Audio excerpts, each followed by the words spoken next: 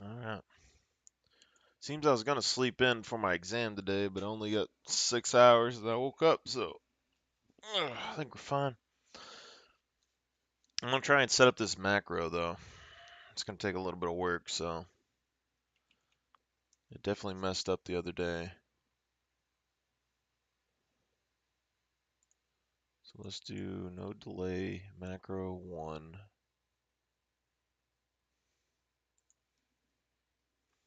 Strength farm scum. And then we need to record.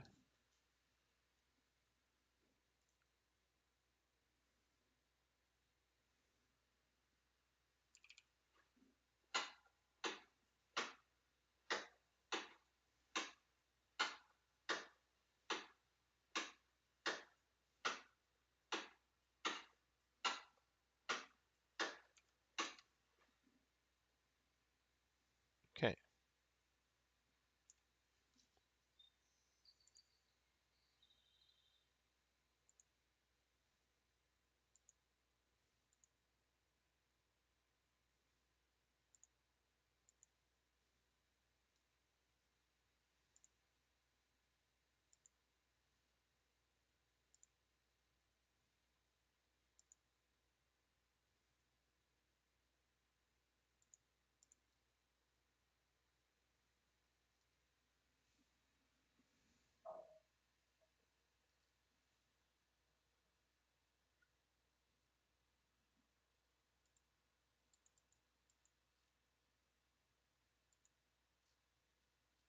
Okay, so that should be good.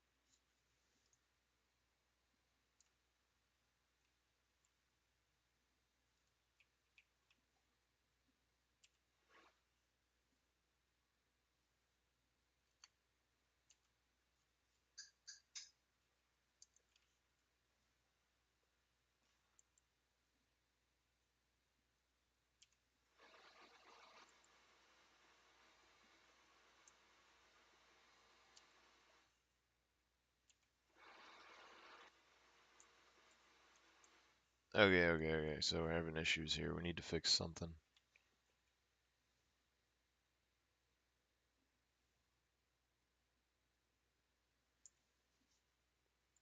Macro, tree farm, delay.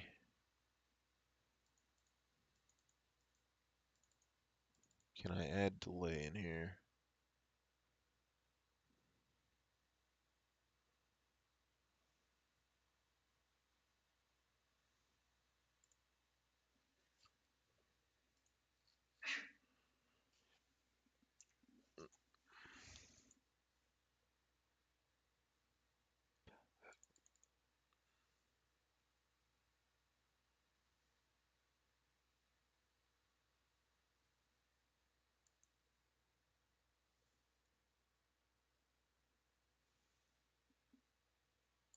Is it record?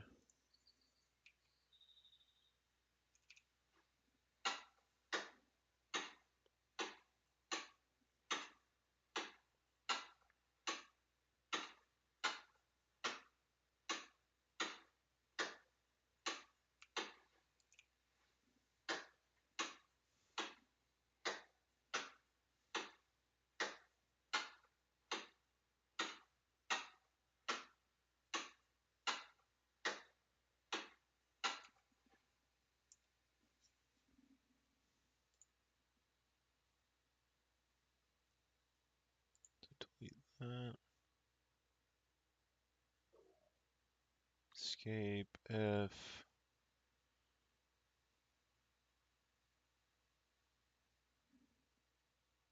Get rid of the W. This.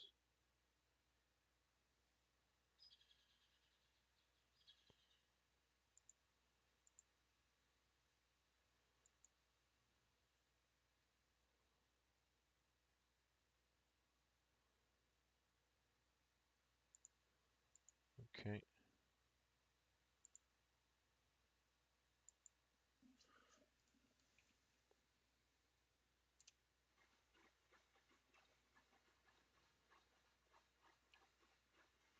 I I really I don't really understand the macros, man.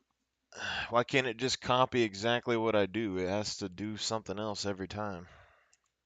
Everyone else makes it so easy online.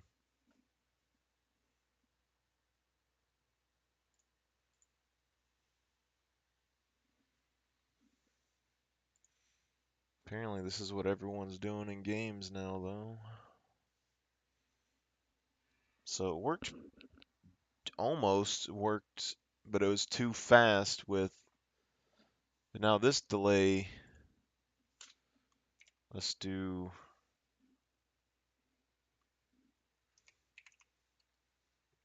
1/10 of a second maybe.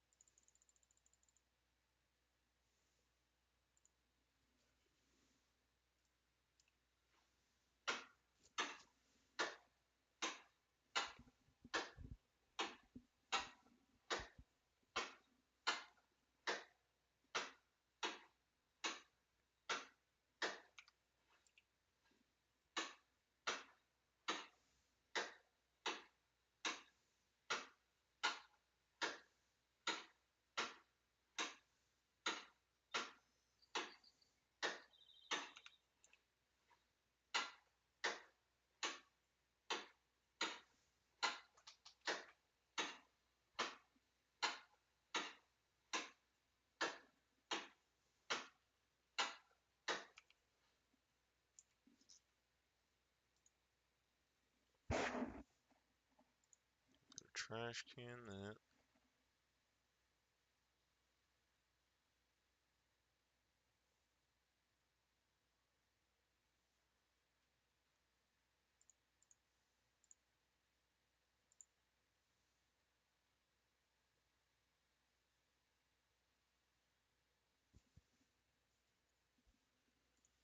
Okay, so I go in here and we do,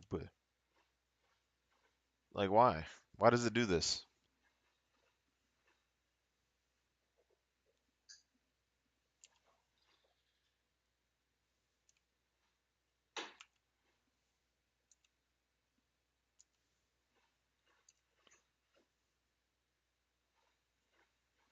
I mean, it kind of works, but I need like a big delay before it does this.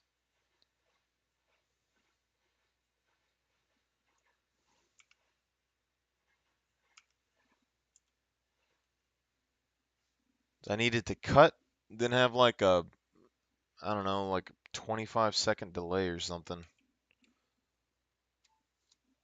Let me get my phone timer out.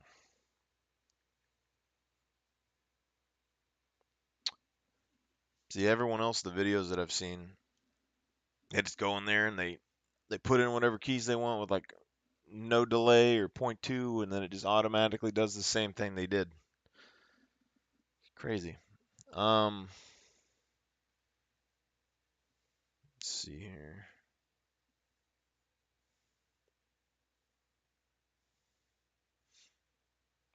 It explains why, like, a friend of mine got me to play Fortnite once, and I can't play it because I'm too, like, bothered by making a bunch of structures that don't make any sense.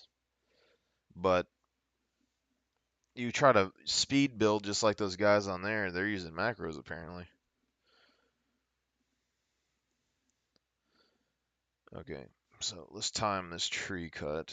1, 2, 3, go.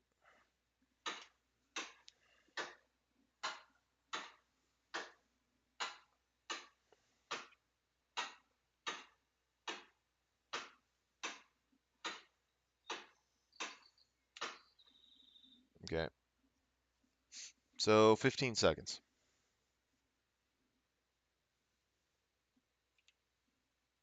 So let's try going into the macro thing. We'll go record, or we'll stop that. We'll do a delay of 15 seconds. Okay.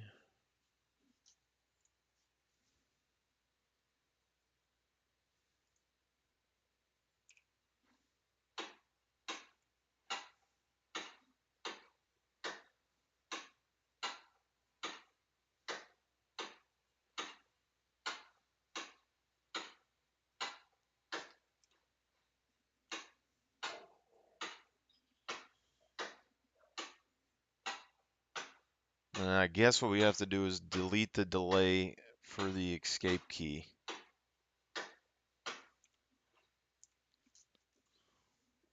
So stop that, remove that, get rid of the delay for the escape key.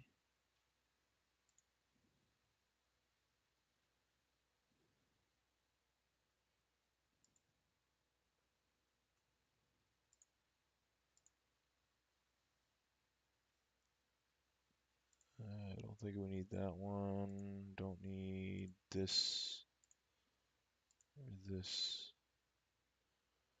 Okay.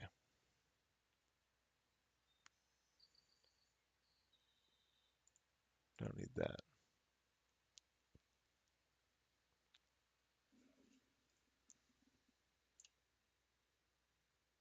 Okay, so now it's doing the thing where it needs the double F for some reason.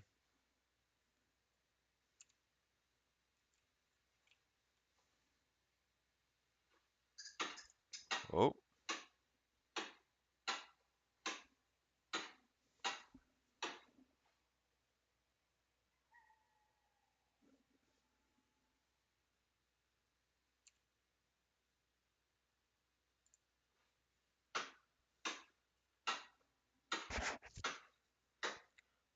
So it has to have a double F now instead of an F for some reason, and the 15-second delay isn't even half of the time of what we just used on the tree.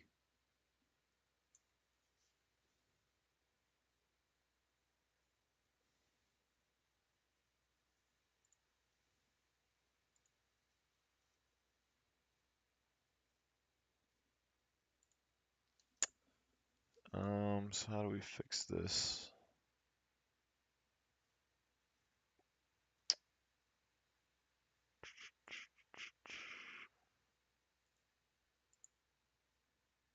It'd be so much easier if you could just do exactly what you want and then it would just copy you exactly what you do, but it's not doing that, so I don't know.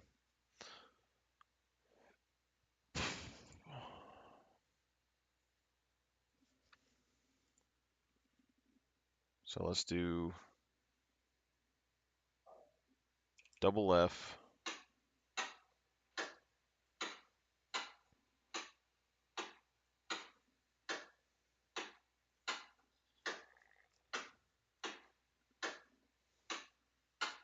And then escape.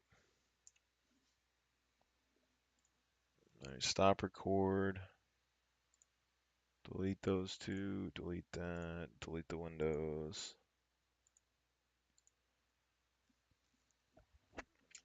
We don't need the 15-second delay on escape.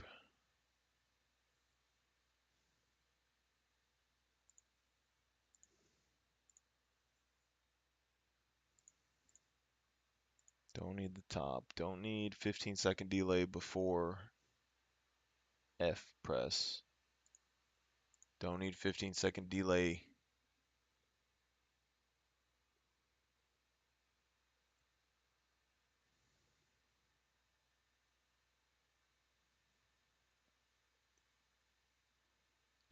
So it's saying down F, 15-second delay, up F. So we don't need that.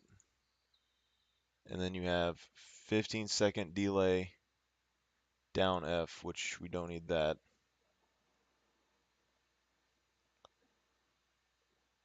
We just need, so down F, 15-second delay, escape, escape.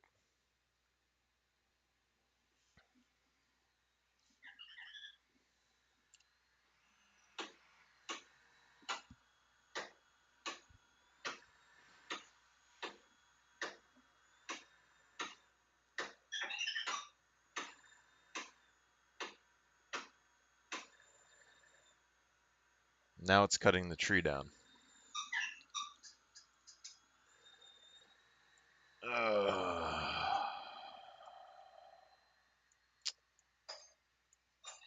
Games, man. Games. How are you supposed to... How are you supposed to set a delay timer that doesn't work the way it's supposed to? Alright, so turn it off. I don't think there's any way that we can adjust the actual delay. Can we edit? Okay, so we can edit this.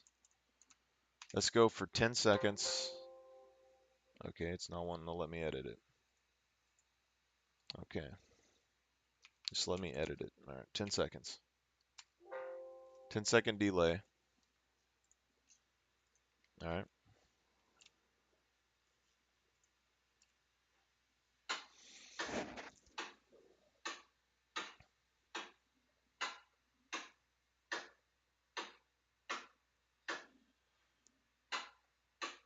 Okay, so it's working, but now it's a little bit too short. I can work with that though. Okay, we're getting somewhere. We are in fact getting somewhere.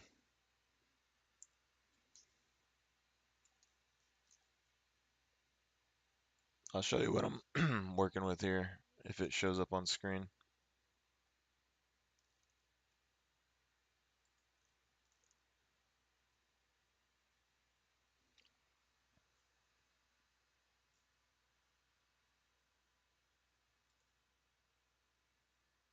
Yep. So Razer Synapse, because I have a Razer keyboard and I have a Razer mouse, but I've never used a macro before. But I'm going to try and use this to AFK farm stats and Scum. But it seems like we need to adjust the settings here a little bit. And then as the survival skill goes up, we'll have to adjust it even more. So let's try 12. Let's try 12 seconds.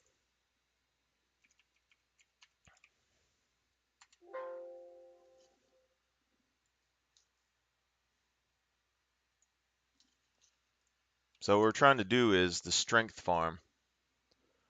I want to be able to AFK the strength farm. And honestly, the macro key, if I would have gotten used to this, I might have actually stayed and played Warzone, because like my biggest pet peeve with Warzone was that I hated the slide cancel 24/7. It was giving me like carpal tunnel.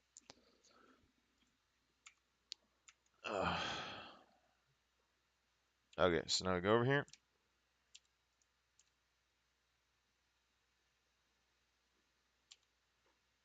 Okay, got in the tree.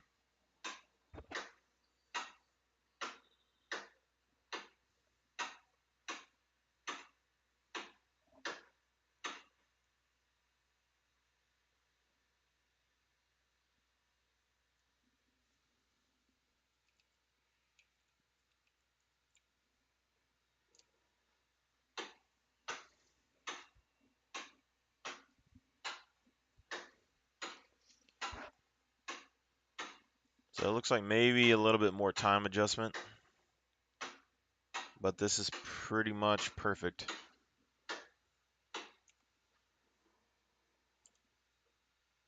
Okay.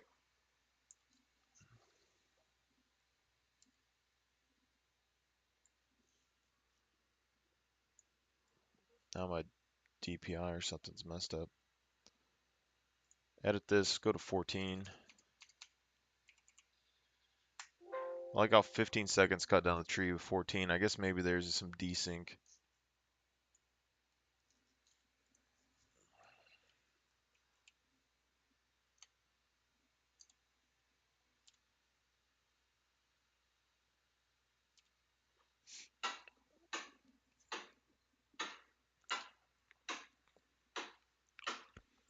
Now chopping the tree doesn't lose any durability off the axe, but it does increase your strength gain. And this means now that I can passively level my strength at the maximum. But apparently, I guess it wants the 15 seconds again now. No, this is close enough. So it's 14 seconds. That's good. We now have a macro that we can passively level up our stuff with. I'm fine with that. So how it works is that your character has to be under load to level up strength. So the very base that you can do, if you have one strength all the way up to like 3 or so, is just having a log and a stick in your backpack. After that, it's not so bad. But you will get less and less as you get stronger. You just have to put on more and more weight. And that's where the cold biome comes in. Hypothermia can lower your strength value, but I, I don't. The macro is messing up again. I don't know. I can deal with it messing up, but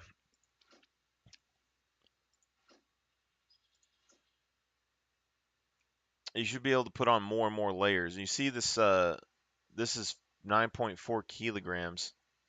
Ooh, crowbar. Need that.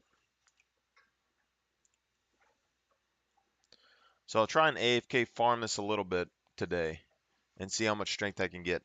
But basically what should happen is even if you have one strength, you should be able to get 0.384 on the skill.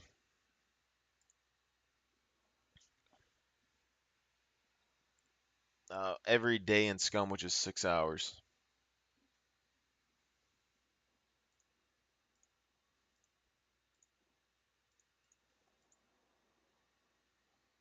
So you're looking at 18 hours or so for one strength, something like that.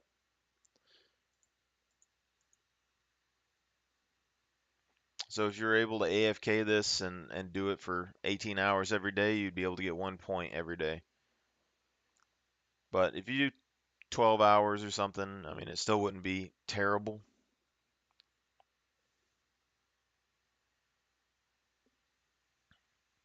So if you start with one strength and you can keep the maximum.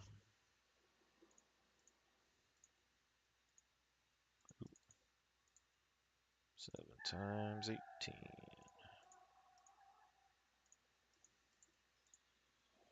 5 days to max your strength out. All I know is my testing for the crowbar started at 5 strength. Right now, the crowbar speed is terrible on my character, but the higher your strength goes, the faster you can crowbar lockers and the less durability damage it was taking.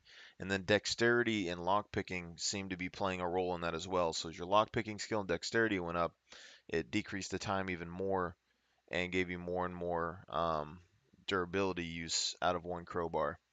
So with 5 strength and no other stats, I could use a crowbar. It was either 13 or 16 times, but basically it would take about 1,300 crowbars to max out my thievery. And this is where we're getting into, if you're not very good at lockpicking, you can still max your thievery out, but it's going to take a little bit longer. The good news is that you're not taking a break from the game. You're not sitting on a lockpicking board and lockpicking it for hours and not making any progress in the game. So personally, I prefer this. You need a crowbar, get your strength up, crowbar all the police lockers and everything else that you need. Save all your screwdrivers for cars, base raids, um, kill boxes, and supply drops. Because on the official servers, the loot spawn isn't very good. So you hardly ever get loot in lockers anyway. But the key cards are what matter. And then the kill boxes and the airdrops almost have guaranteed loot.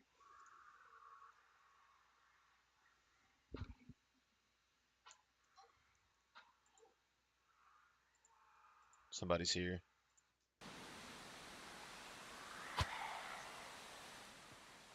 Oh, it's Ada. What's going on, man? You had me looking around for somebody.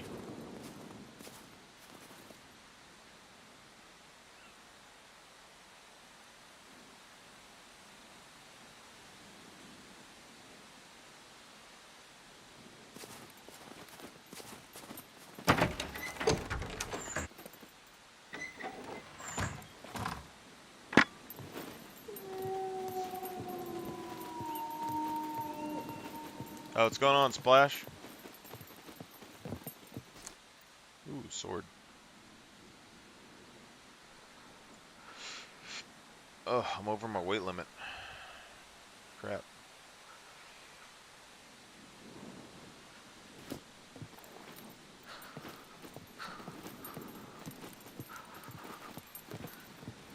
What's up?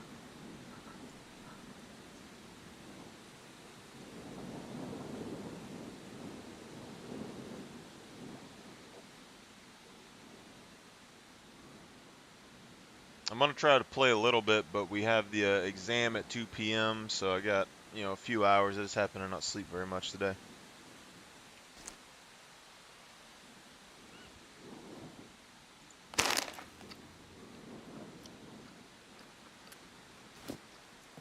Yo. So you come here often? Hey, What? there's a guy named Splash that I added to the group the other day. He's Twitch. He plays a lot of single player, but he's been playing for a little bit, I guess, and he was trying to help me out. But he parked the boat over by the dam if you want to go to the naval base or Uh, something. I was making good money there yesterday, but it got too heated when the server popped. Everyone was there, man. When the server pop bumped up to 30, it was swarming. yeah, naval base. There's everybody's there. Yeah. I was parking the bike over by that airport. You can fill up your gas can there and stuff too. But the boat, I figure it's cheaper than a car and it can carry 4 people, so.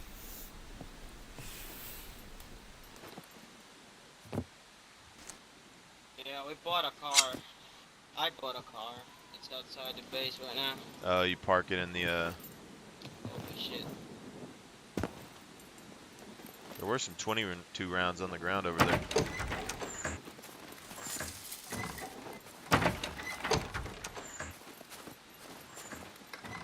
I just set up a macro to strength farm, so I got it working right. I should be able to level my strength faster now.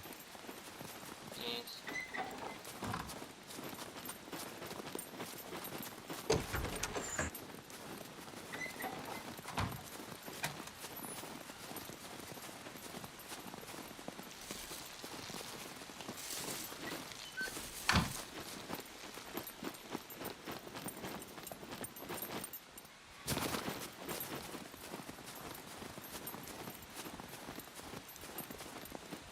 This every 5 goddamn seconds.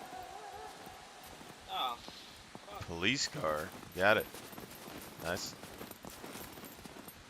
I'm parking it inside this tower, though. It might get stuck, man.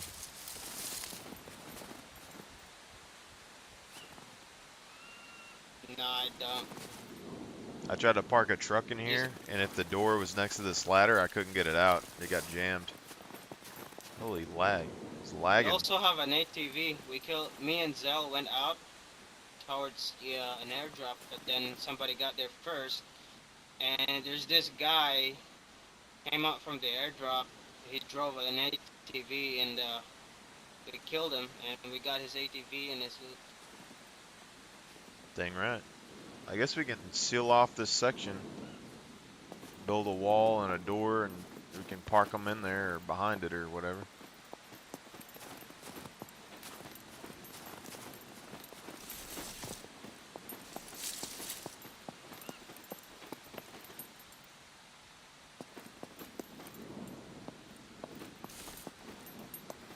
Need basically what, 2 doors and 2 walls.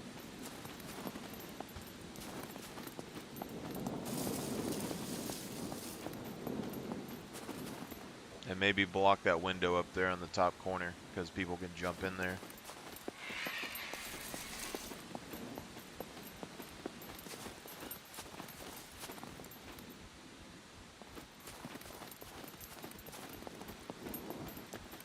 I gotta go get some water.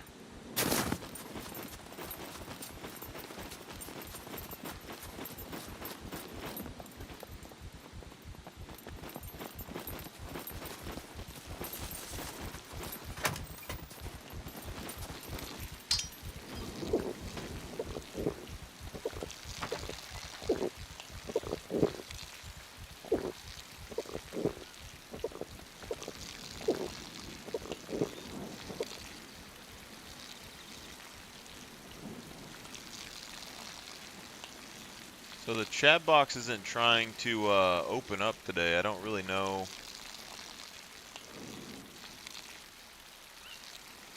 Normally I can make it disconnect from the website, but it's not an option right now.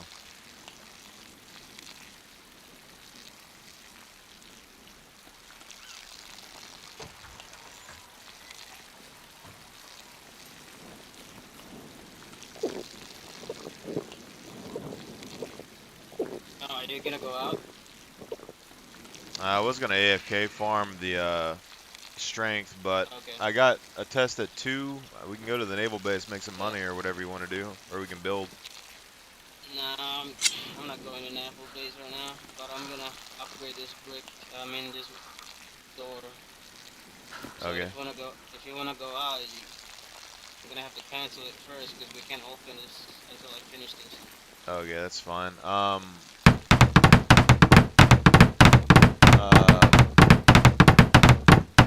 I believe Splash has advanced engineering as well, so when they're on, they can do stuff too. So. Yeah. Alright, 3 bolts, 4 bars.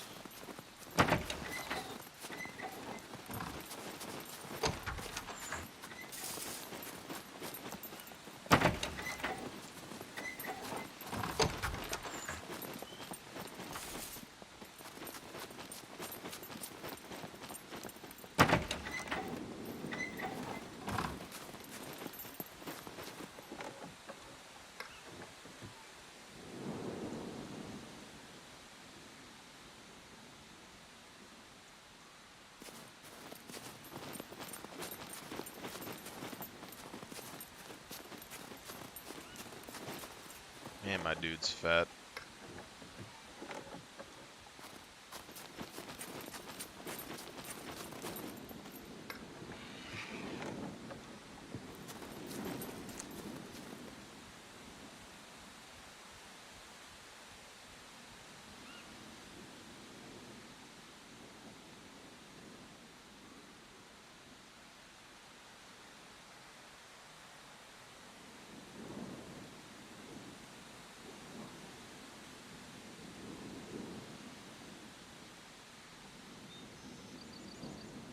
Guess we can try and drop these off at the prison.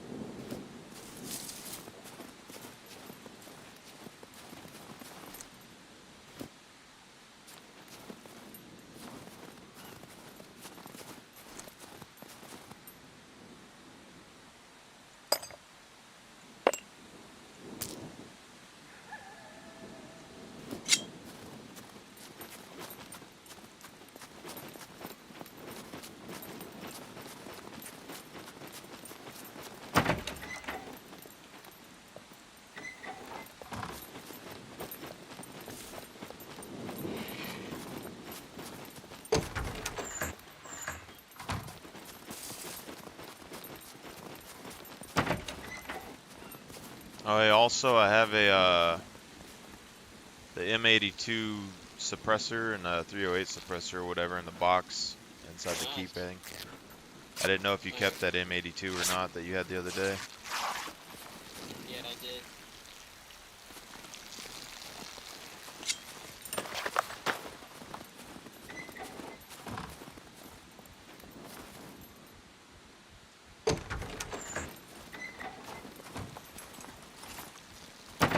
Alright, let's build the exterior wall for his car.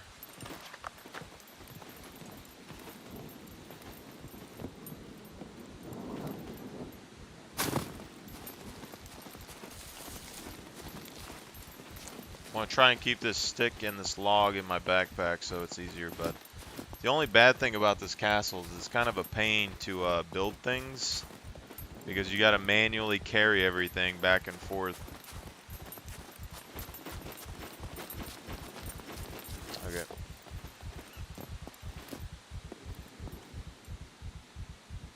Much engineering? This guy only has basic engineering right now, which kind of sucks.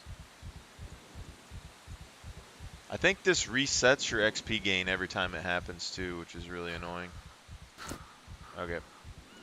So we just need to make a basic wall and stuff, so.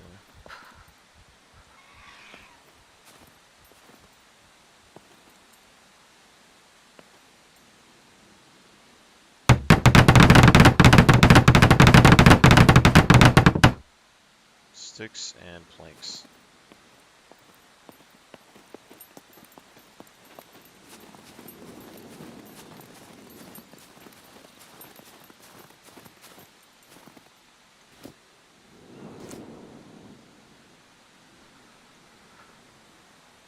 I lost my axe. Whoa. Whoa. Hold on a minute.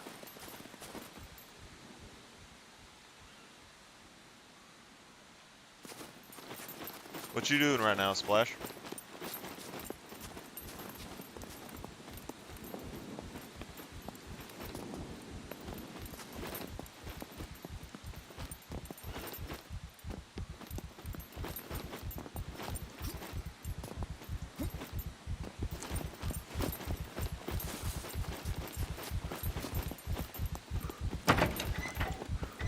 Wait, did jumping just...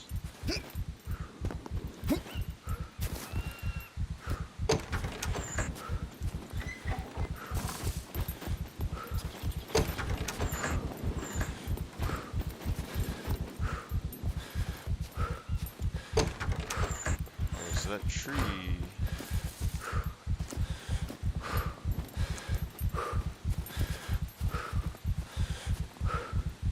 I had to have dropped it when I,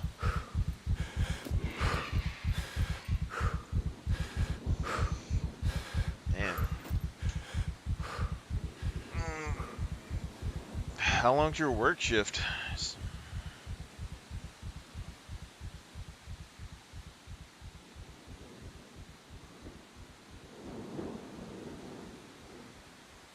You were up last night. Go to work like...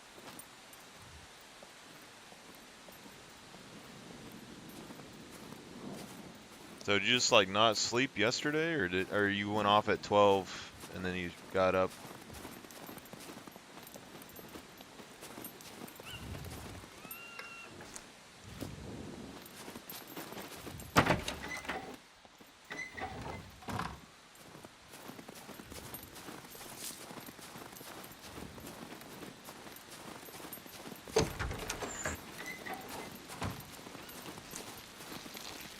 No. Lost an axe somewhere, but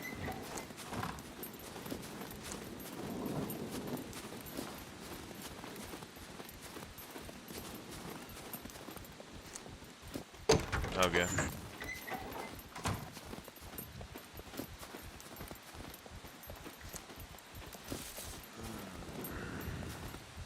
Maybe it was when I went up here. Yeah, there we go.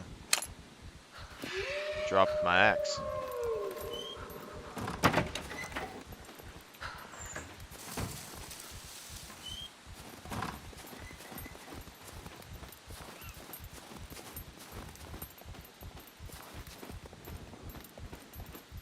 I just go out the front.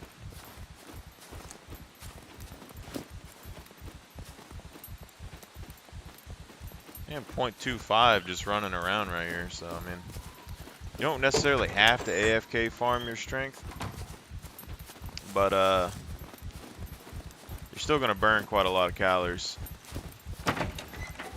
Stamina helps a lot with that. I would say if you're gonna level your strength, probably focus on your base building early. If you have high survival, it's not gonna take you as long to base build, but lower survival, it's going to take you longer, and you can still level your strength max. And then when you get off for the day, just AFK farm with the macro if you can. Because you can do this with no stamina as well. 0.384 is the maximum. Play for 4 hours, AFK for 6, and you'll get, you know, half point something interesting.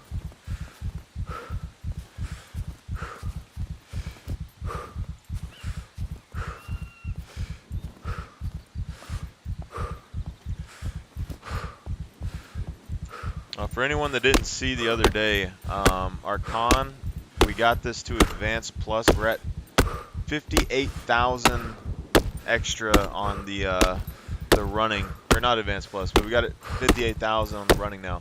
At about 48,000 or so, we got an extra 1% movement speed. So that's not too bad. But you're gonna need a million 48,000 points in here. But you get a bonus. I don't really know. This character has 2 bonuses. He has a bonus for his brawling and a bonus for his running. And he only had 3 max stats, whereas everyone said you needed 4 max stats for 1 bonus. So I don't really know how that works. But that's why we're trying to level up some skills. It's just, I could sit here and just focus 100% on leveling my skills and probably get it done pretty quick. But the guys in the squad, and you know, it's not going to be the most riveting thing to watch, you know, so.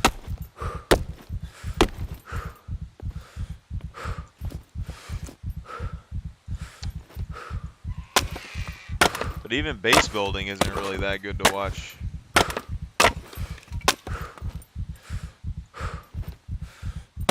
Chopping sticks, man. But all these should be getting .384. But I think strength is probably the most important stat to level at the first of the game. And it should be the stat that you take up, like the stat that you drop in your build before anything else. Because all the weapon stats are really easy to level. You just won't be as good in PvP at the beginning. So if I wanted 5 intelligence on this character, I could drop my strength down to 1. And then get 5 intelligence. Then I could level my strength up, which you saw would take me 5 days. If I did everything, AFK and stuff. If you don't do it like that, right now I need 5 strength.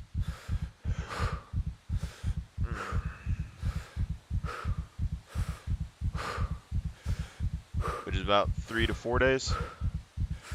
So I'm not really saving a whole lot of time with the strength.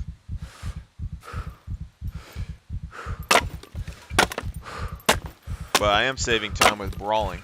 So if you don't have any interest in brawling, because this takes like 37 hours or something to level. It's the slowest leveling skill in all of the strength categories. So, and even with 1 strength, you can get this almost a medium. So it'll take you probably an hour or 2 to get it to medium brawling, which is better than most people do. And then it'll take you like 30 hours or something to finish and get to advanced.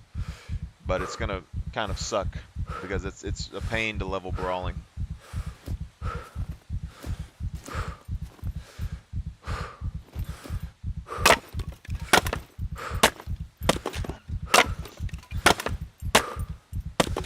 But compared to like taking a stat in anywhere else, strength you can catch up a lot faster because the lower your strength is, you're gonna hit that .384 cap a lot faster. So just running around with something in your backpack or random loot is gonna put you up higher than anyone else with a higher strength level.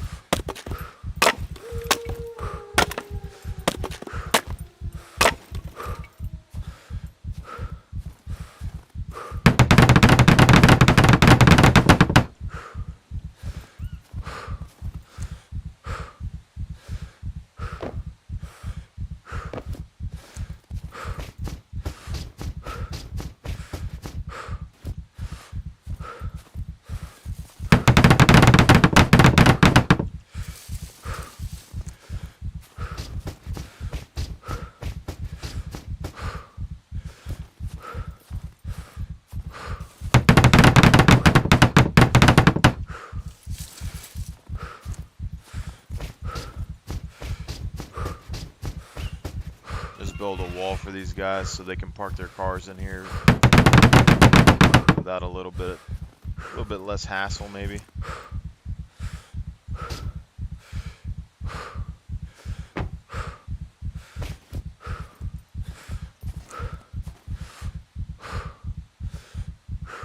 The other issue with building up here is that everything glitches into the side of the mountain.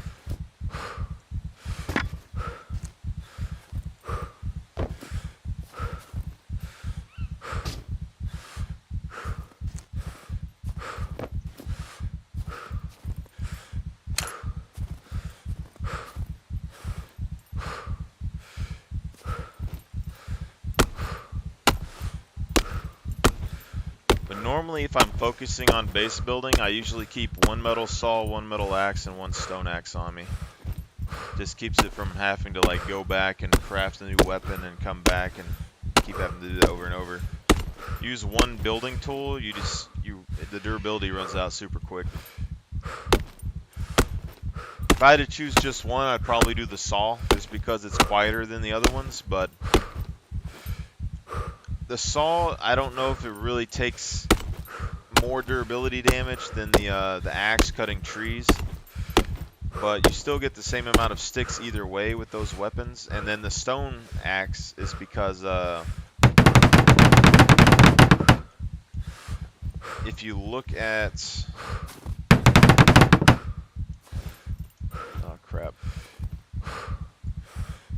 if you look at your planks that you get when you're cutting a log with the metal or stone, you still get 4 planks. So I wouldn't waste your metal tools cutting into planks. Chainsaw you can get more planks out of, so it's fine with that. But the chainsaw doesn't really give you very many sticks, so probably wouldn't use the stuff for sticks.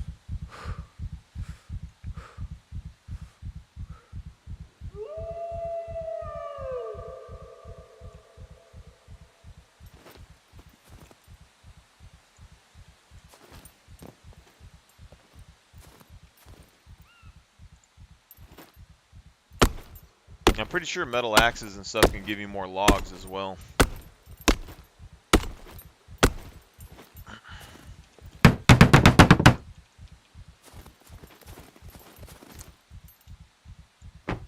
And if you don't have a wheelbarrow, you can just, like technically right now, since the wheelbarrow can't work very well up here in the snow, I can build a chest and put everything in the chest and drag it. But even then, if you're cutting a tree on the outside and you're trying to get logs and stuff up this hill, sometimes it's really hard to place on the rocks. So it can take quite a while.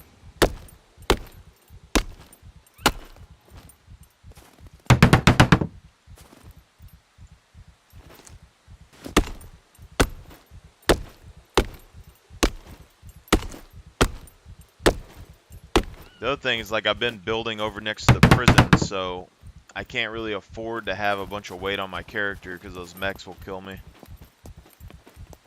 But from this side of the castle, this is all controlled by the front flag. So as long as we blockade this wall, no one should be able to get up here. And then you have these 2 holes that I usually put doors or something in front of. And then you need to wall off this right here. And then wall off down here. And then they can't get up on this level. They have to go through and around or try to destroy these walls and then hop across.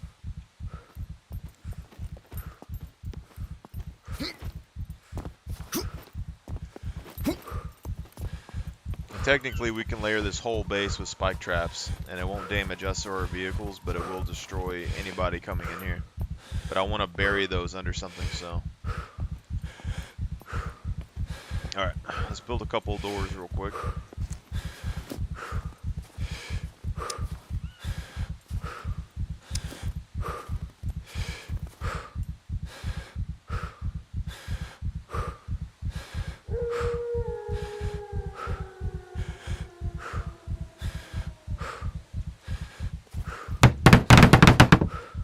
Planks.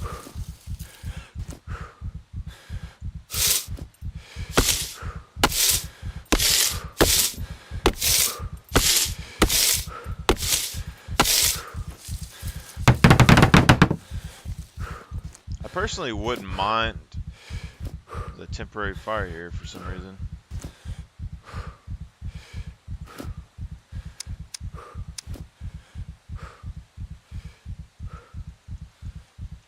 Toolbox.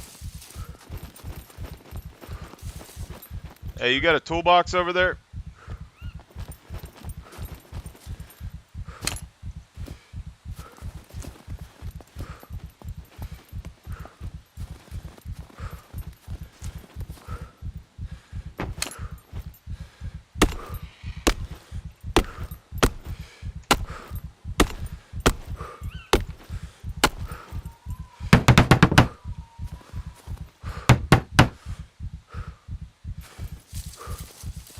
Where'd the other plank go?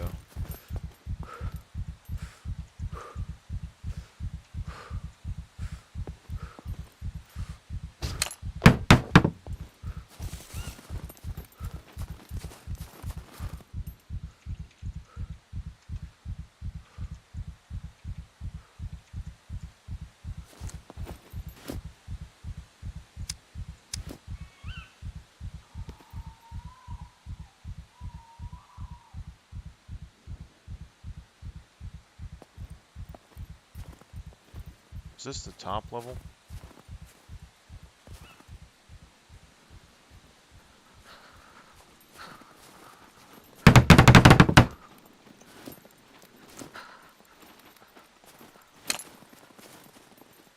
I got one door inside that needs one toolbox use.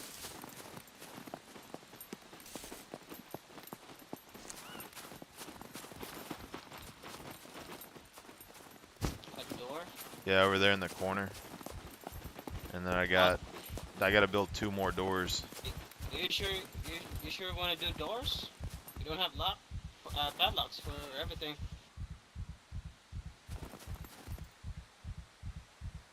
Uh, true.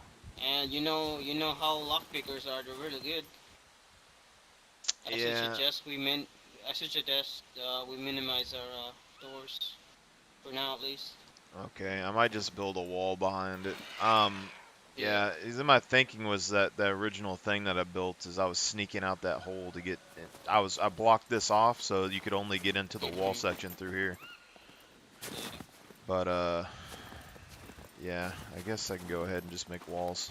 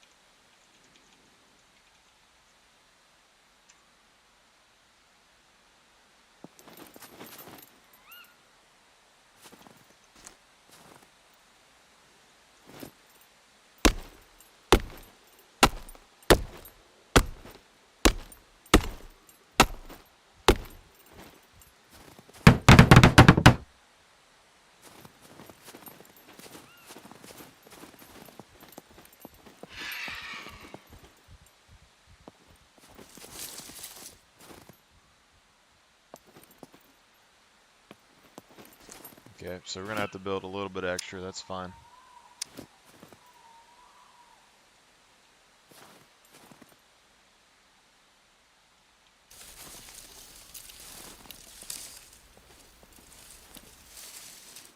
Whoa, whoa, whoa. The toolbox.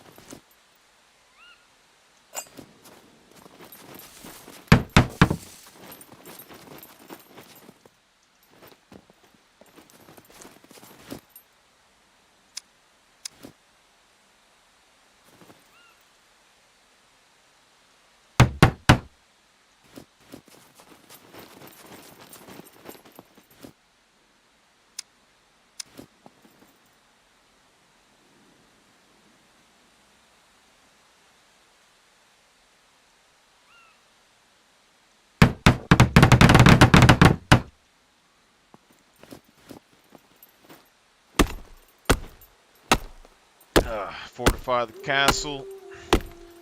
I needed to do this on my other character maybe, but I probably should just do it on this one. He needs more experience, so.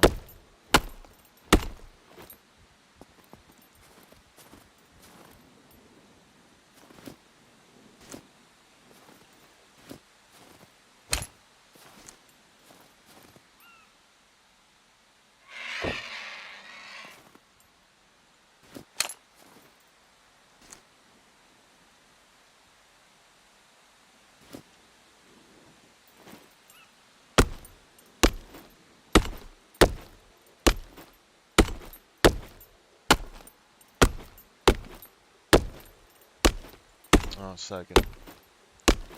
I need to, hold up, let me try to maximize this, because it's not letting me pop out the Twitch chat like it normally does. So your message was covered up. The silver lock that came with the boat is still in its inventory. Alright, man. You go check that out and make sure it's still there.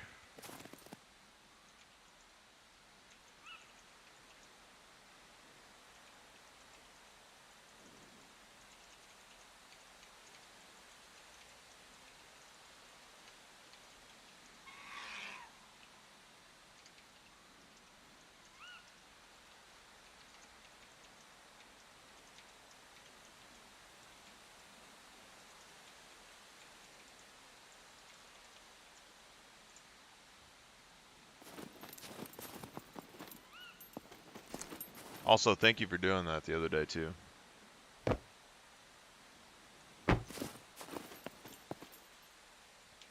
Like, I got a character, Advanced Engineering, but it's kind of a pain to switch accounts back and forth and run all over the place.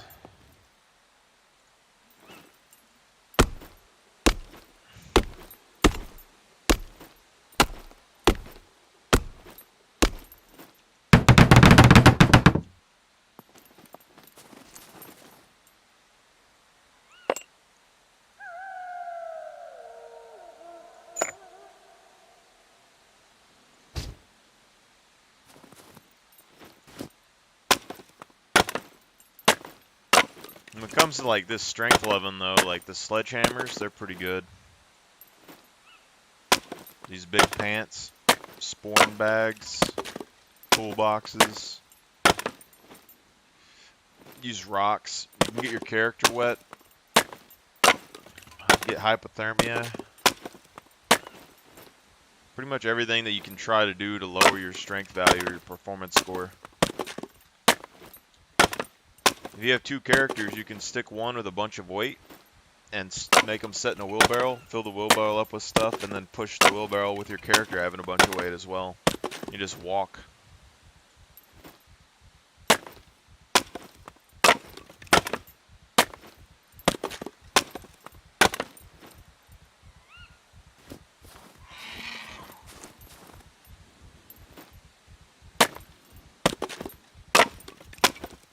But personally, like this castle, I would love to be able to force people to go through the front gates, but I don't think they're going to. I think most people are going to realize there's an easier way to break in, and I kind of almost want to negate that by just building a crap ton of walls on that side. But I don't think it would look good.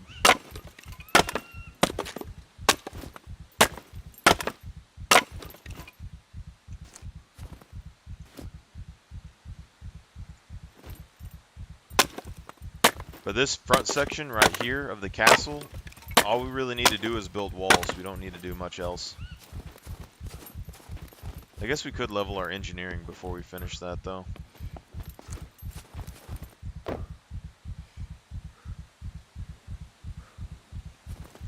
So we can start working on that. I might bust out the chainsaw, but we can just use this axe too. Right now we're at basic, so all we need is the trees.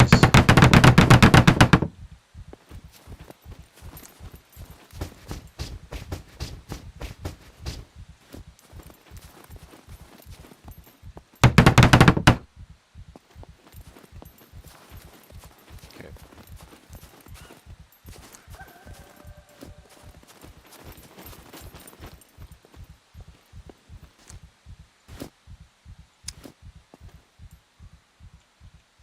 But I guess the plan now is, because originally... Ooh, do I keep this here? Because we could shoot people through that.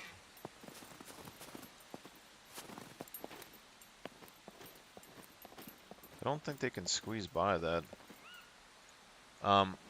Originally, I had plans for these to be like little escape holes that we could get into the actual outside with. And that's still the plan for me, sort of. So I don't know if I want to keep these here. My original idea was I wanted to use castle design, so I needed to thicken this area up here, and I was going to keep either this one or that one open and seal off the walls so no one could get on the walls unless they came through this area right here. Um, Originally, though, it had foundations that went all the way across, but now I'm just using basic walls so we can get a vehicle down through here. But I think it would be good. So like right here, all you got to do is run the wall up and then connect it to the others. And then that would be basically probably just fortify this whole area and then run the wall all the way down. So we need to seal off the wall on both sides. So I might keep this here. Basically, you don't want anyone to be able to get on your wall from that direction. So they're going to have to take this and then get on your wall. But it's also your primary layer of defense for a castle. So you don't necessarily want any kind of protection on the back side that they can use. So I don't think we're going to try and do that as much. But as far as I know, like as long as we seal this section off, even if we don't have the wall protection on the back, I don't think they can jump up on these things. As far as I've seen, they haven't been able to jump up on these things. So with a foundation, even if I raise it to the max here, if they get around on the side, they can jump up on it. With these, I don't think they can. But the foundations don't take damage underneath. And that's the power of the castle. If someone does attack this place, if you're online, as long as we stockpile building supplies in here, we can build like wooden barricades. And the other thing is these raised foundations. So these doorways and stuff, all you got to do is raise these foundations up to like that and back it off the wall. When they destroy the door or whatever and they try to get in, these foundations don't take any damage from underneath and they can't get to the top of it because it's going to be covered by an indestructible wall. So even if they put a C4 there, these aren't going to take any damage. So the trading post that I built before used raised foundations, and then it had wooden barricades on the edges. So there's no way for them to vault up on top of it because the barricades wouldn't let them, but if they tried to jump off a car or something, it would half HP them. Wooden foundations have 3,000 HP, and these barricades have 600.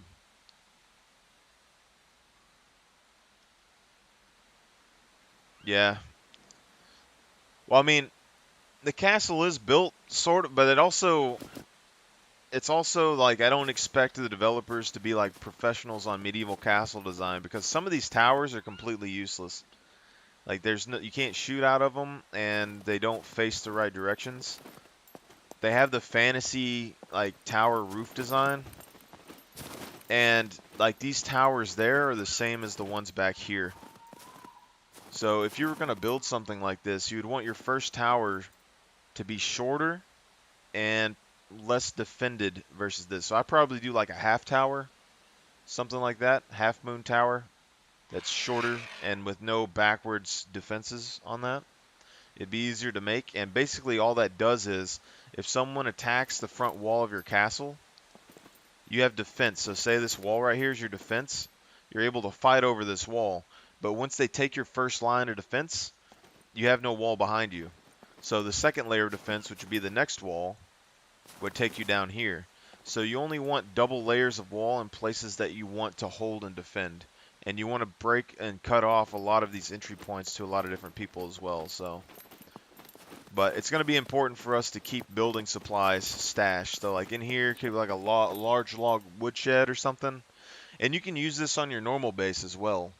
So if someone's going to lockpick your door, just put a chest down or something with like a bunch of iron locks on it, and then just keep replacing the locks and keep making them waste lockpicks. All right. And then if they're going to break in, you can build like a palisade, or you can build a foundation behind your door frame, and they can't get in that door frame unless they destroy it. And then the good thing about also these foundations, even if they do destroy like the barricade on top, they have to vault up on there, so you're making them enter an animation. The other thing is that on my trading post build, I used cabins on top of that to make a solid layer of wall, but C4 can destroy that. But if you raise the foundation up and you put, say, like spike traps around the edge of it, they can bolt up, but they're going to animation right on top of the spike traps and probably die. Or they'll take a lot of damage, where they're going to have to sit there and try to destroy those spike traps before they get up on it.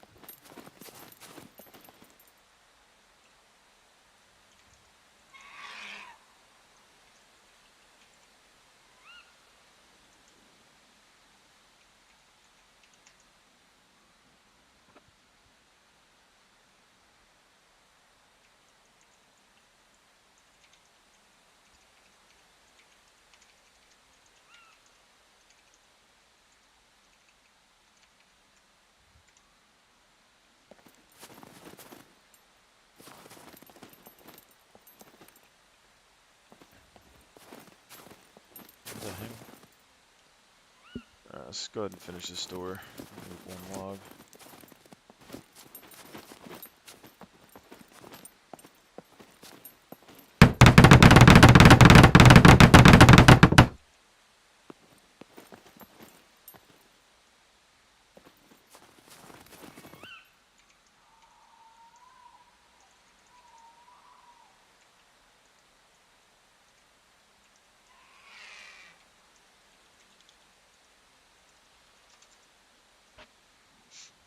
Not blaming you, Smash. I didn't realize they were still in there. My other character, like the whole reason I made him was so that we would have max intelligence and advanced engineering, and it kind of. But now I don't really use them because the two builds that I really like, I like the build that I have on this character because it allows me to get maximum in all skills, and I really like the Dragon Eye build. Dragon Eye build's like my favorite build. Starts with 5 strength, 4.5 constitution, 1.5 intelligence.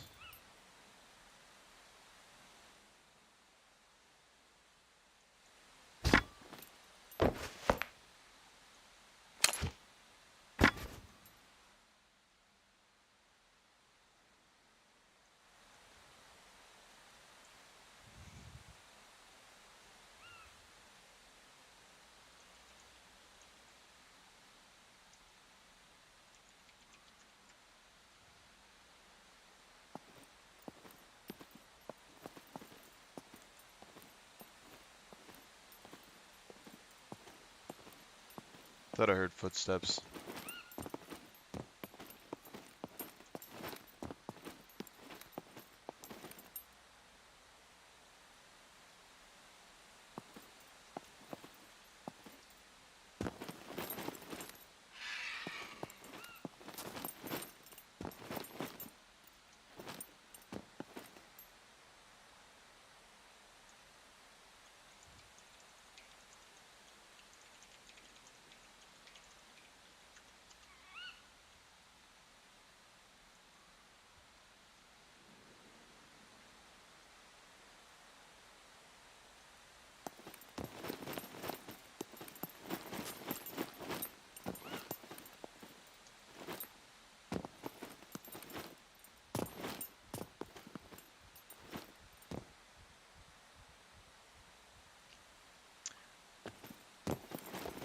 Um,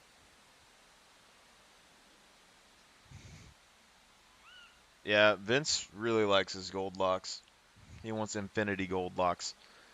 And honestly, like, if we farmed enough, we don't even need advanced engineering for gold locks. You could just make that. But I could go and craft a bunch of gold locks and buy them at the trader, so I just haven't been focused on it.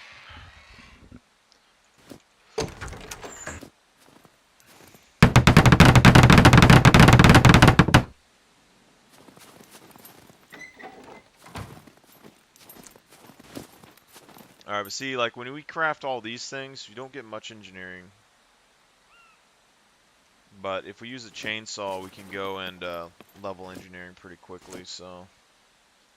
Honestly, don't know how much XP I'll get. The chainsaw doesn't use as much effort as an axe, so you probably won't get 0.34, but you might.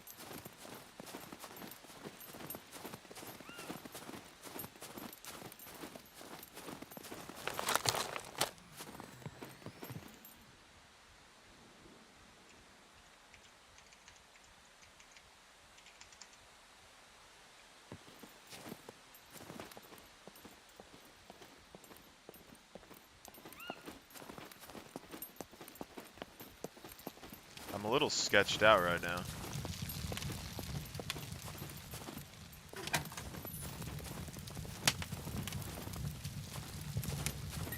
That looks pretty good.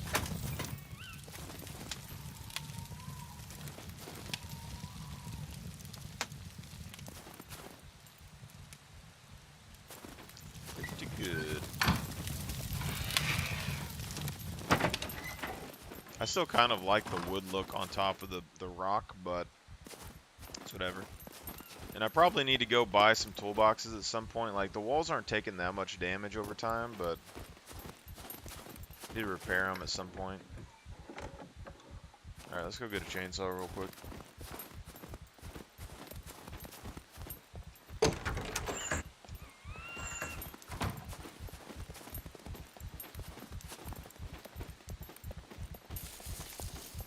I'm pretty sure these chainsaws leak gas inside of the storage container you stick them in, though, because they're always running out of gas.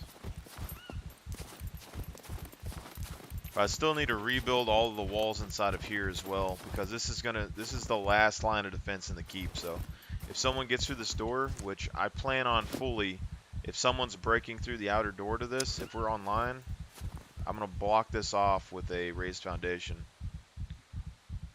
So I don't know if I want to build a wall all the way on here yet, but I'm going to block this door off. I can also just use a barricade, but very possible to block this off. Then they're going to have to try and destroy that wall and this tower. But put a door like right here or right here. Wall that off, wall this off, door. Really want to wall off this door, but this one's really difficult. There's no way to really close this off.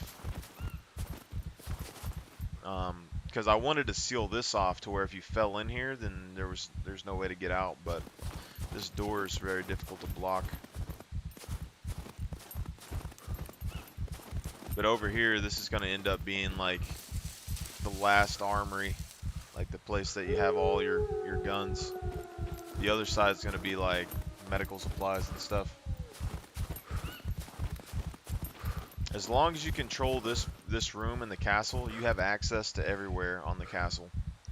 But there's also stuff I need to test on single player, because on the top of these ramparts, on the very tops, you can build walls and things. And I want to see if you can build walkways on there.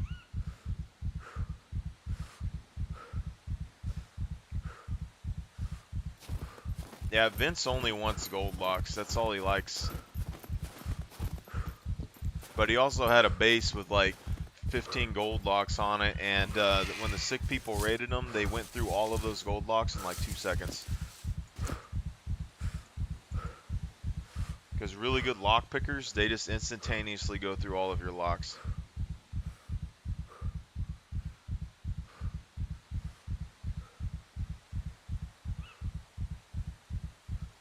What do I do here? Let's just stick this in here.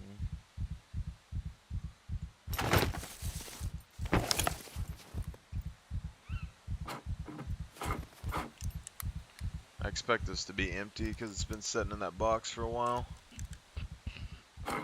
25%.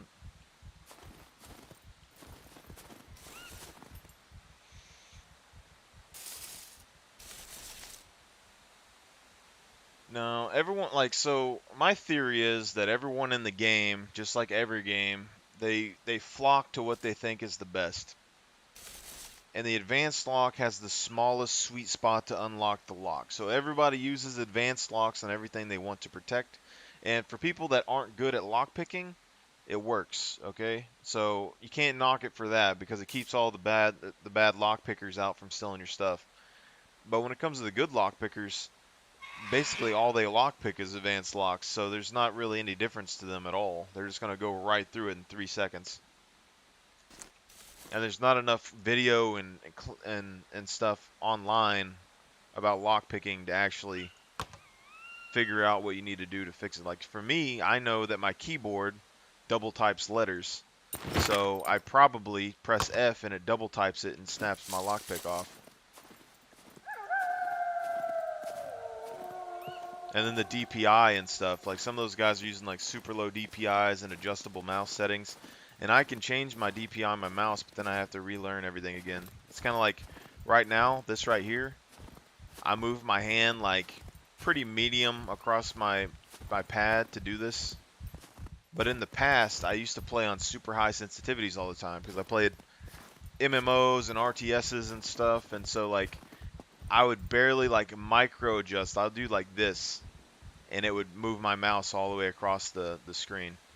And that's how I played shooters. But then you start realizing that when you play shooters, the recoil, you can still adjust and stuff like this, but to make micro adjustments, it's a lot easier to use lower sensitivity because you can pull your hand all the way across your mouse pad without having to lift up. Whereas like when I had to do this, it was just very difficult to make a micro adjustment.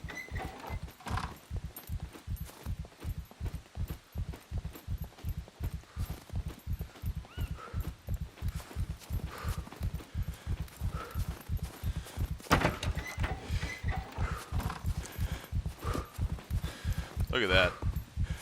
0.35. So we're right there at the max. Just 0.2 walking. I wonder if you can just like... There's people that AFK, like crawl.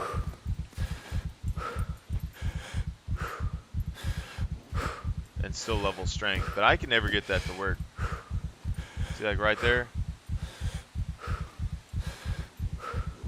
But that one isn't perfect because it's not continuously doing it.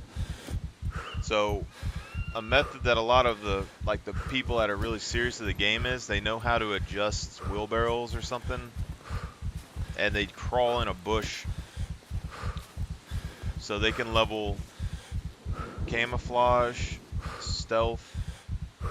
I don't think conditioning works, but they level their dexterity and strength all at once while they're AFK.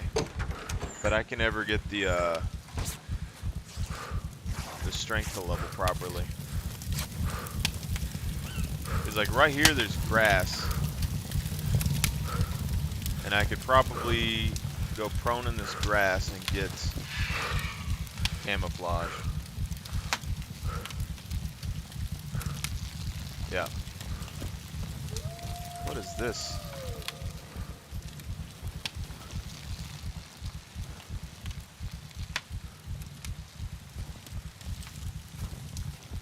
Why is there a wall right here in the corner?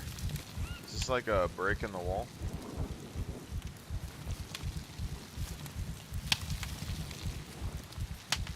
I don't understand this. What's going on here? Because he sealed it up there, he double sealed it, but now the rampart, you're gonna die if you walk on the rampart over there. That's not good.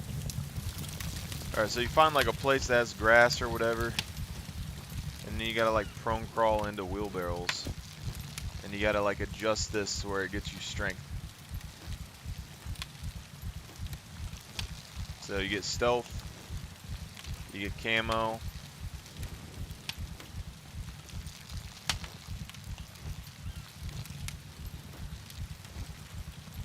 Might not be adjusted properly.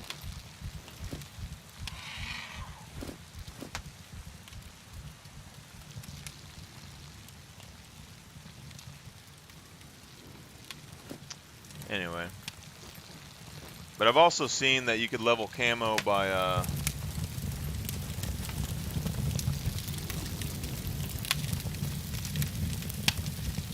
damaged and repaired. From what I know, when you craft a lock, the durability's low, but once you like place it on something, it goes to 100% as far as I'm aware of. But if someone locks picks it, as far as I understand, it destroys the lock.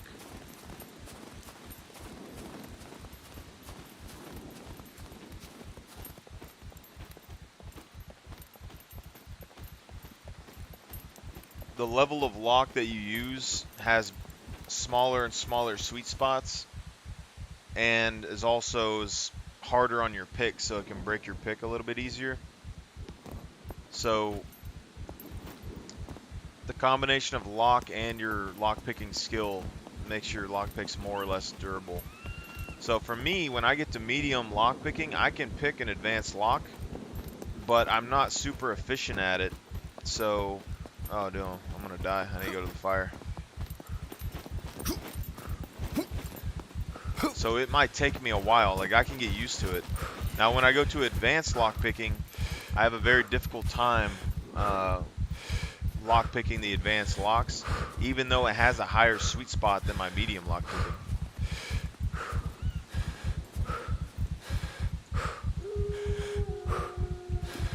I have so many layers and stuff on me. Well, it's gonna be close.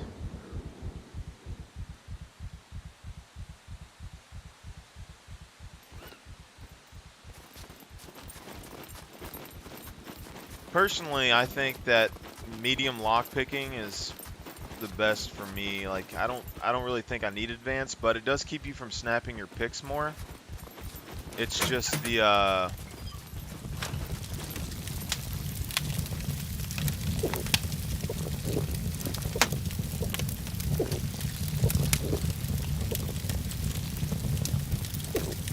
because it gives you that little bit of extra like mess up time with the F key that you can use, but it doesn't give you any extra time.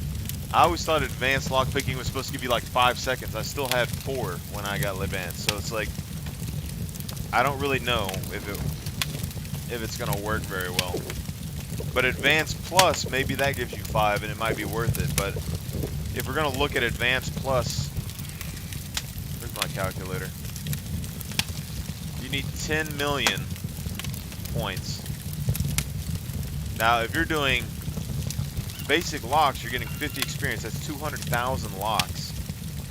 Okay, and then even if you do like a crowbar, I don't know how long it's going to take with max strength, but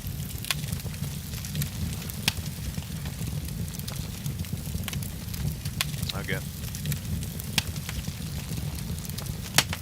So let's say it takes you, I don't know, 25 seconds is what I did before to do that.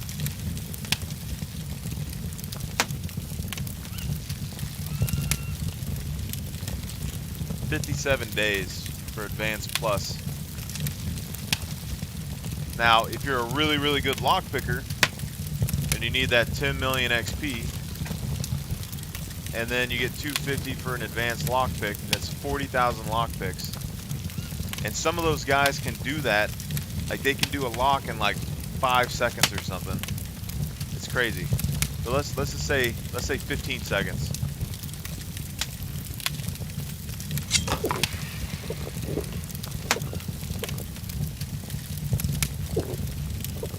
$7 days. So someone that purely lock picks and is a master lock picker, they can get their lock picking all the way up in a couple weeks. You're going to be setting their lock picking boards and stuff and doing that constantly.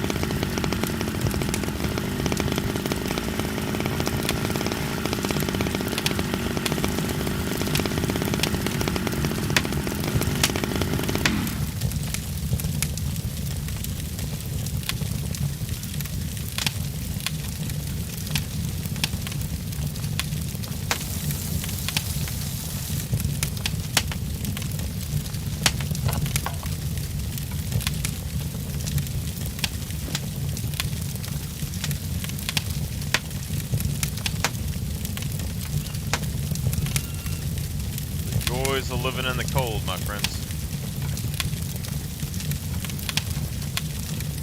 Yo, I'm gonna go to the trader, sell some stuff, and then head to a base that I spotted. You're gonna get to a what spot? I'm gonna go to the trader and sell some stuff, and then after that, I'm gonna go to the base that I spotted earlier. Alright, good.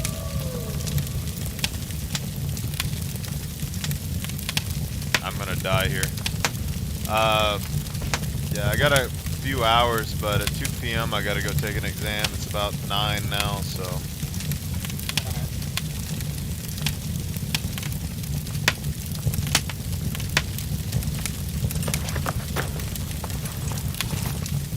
Wait, can we try something first? I mean, does it involve me moving the fire?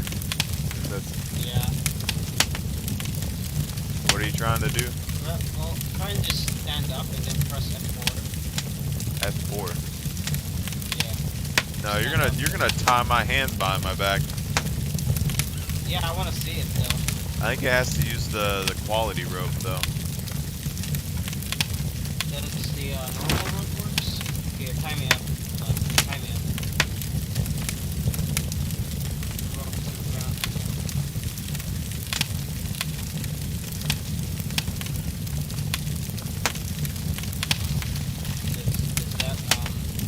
Does that rope works?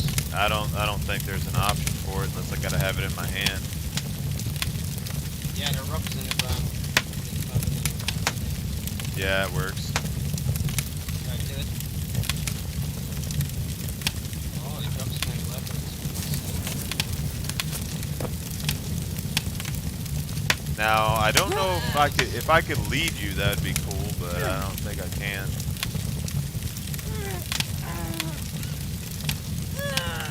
I wonder what skill can like break through fast. Like you can like struggle out fast. Probably strength.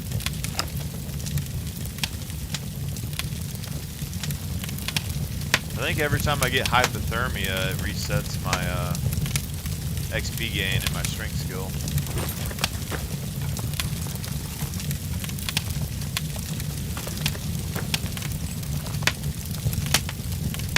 See, but if there's a way to lead them, I don't really know, but if we bring them to the prison, we could stuff them in a cell and lock them up. Yeah. Or we could build some cells here, I guess. Yeah, we could actually do that. Build it like in a small cell. Alright, see you around then. Alright.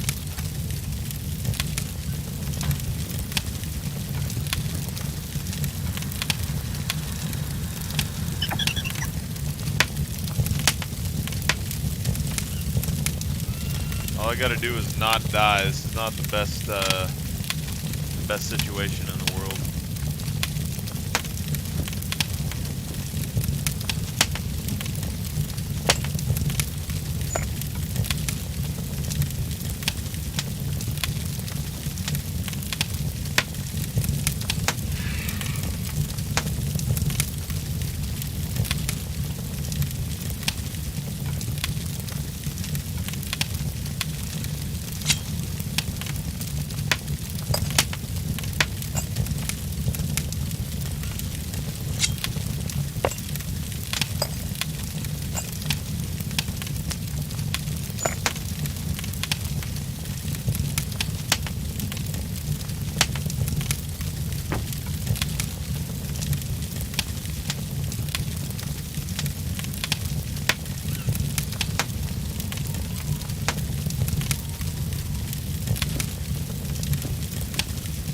See, this stuff like this is where the supporter bag comes in. Listen to some music, laying down. That's why I wish this character was my other character.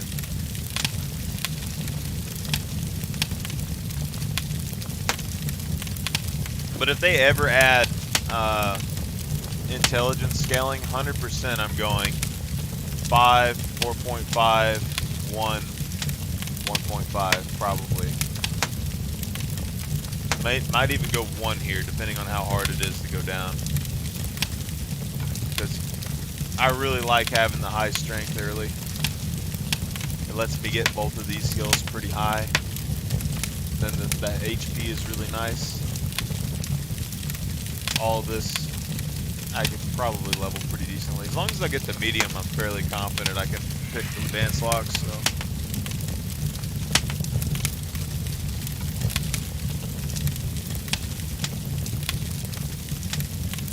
Gained 8% in this so far. So I mean, we drove to the naval base, what, like 2 times the other day, pretty much, and I picked you up once and we got 8%, so a few trips, that'd be pretty easy to get this up, but the driving skill, still need to level that.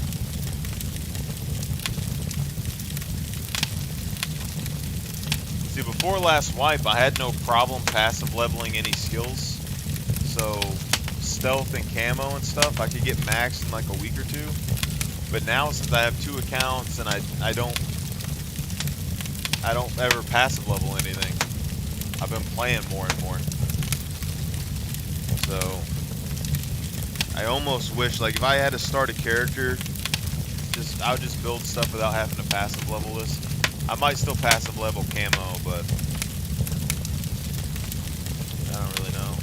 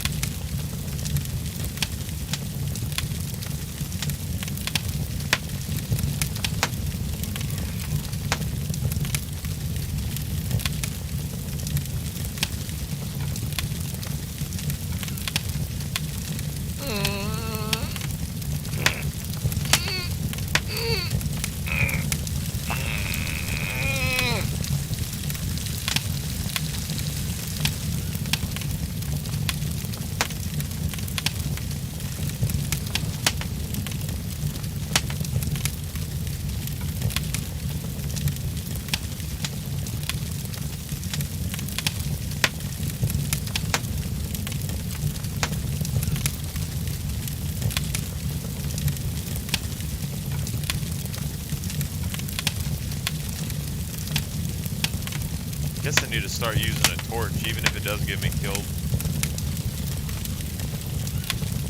I don't even know how to make a torch anymore. I need one that I can stick in my hand.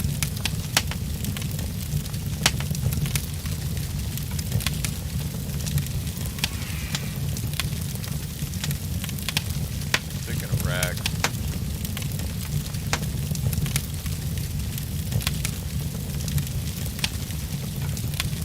Shoot, I don't even have any boots.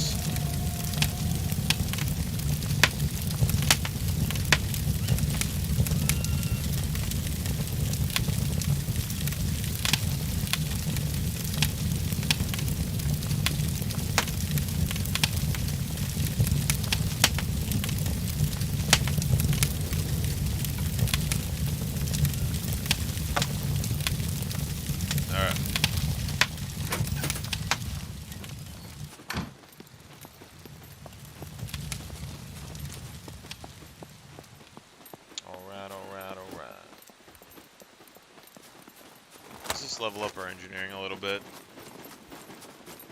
They'll save us some time when it comes to building these walls later because they reduce the material costs, so that'll be alright.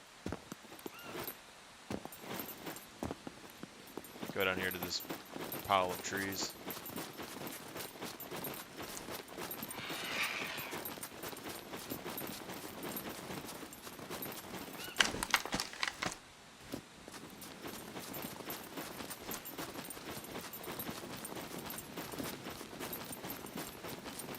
Splash, if you're still here and you don't mind taking damage, we could test like the throw damage of weapons and stuff. Probably have to be I don't know, tonight or tomorrow, maybe. I gotta go to work tomorrow afternoon, so over the weekend I won't be on for the most part. Probably early in the morning a little bit.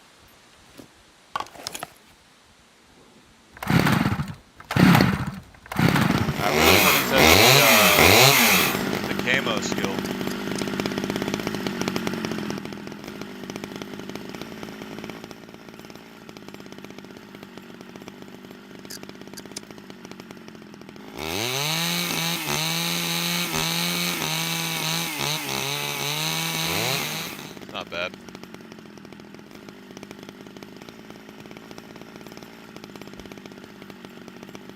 want to test the camo skill with bows really bad, but now I don't have the. I have to level the camo skill in game. Probably be the easiest thing for me to do. Because if I can't just keep deleting and remaking characters, I'll never make any progress. So.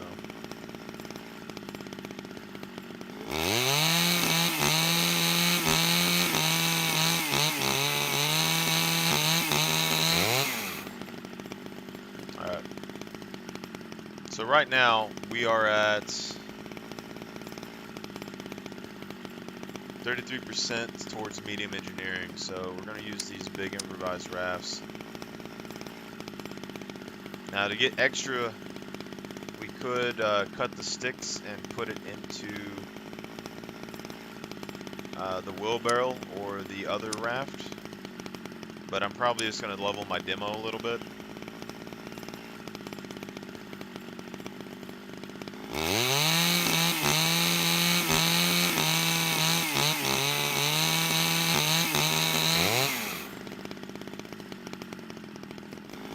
This is leveling our survival, but you don't get as much survival XP using a chainsaw than other stuff. So you got like 200, I think, something like that, 100 something. And it will level our awareness a little bit. But the strength gain is maxed, so that's good. We're already at 3.1. Haven't been doing anything really.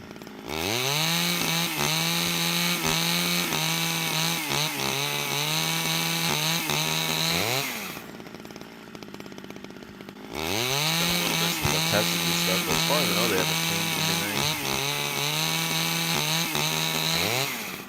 It only takes one gas to fill a chainsaw too, so it's not too bad. You can also take one of these and make it into a club, and then use that to get a little bit more XP on these. So we're at 32,706.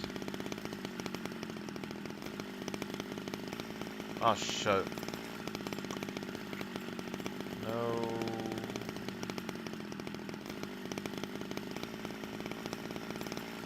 Something I forgot about with this. I just wasted all my thread and stuff.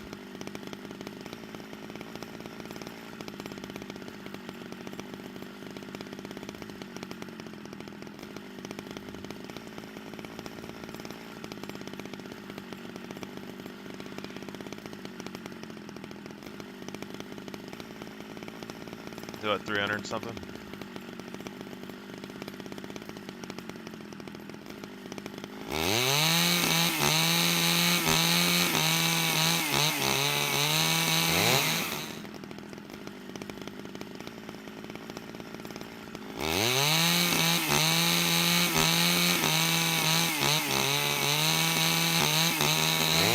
Oh, it took my log too.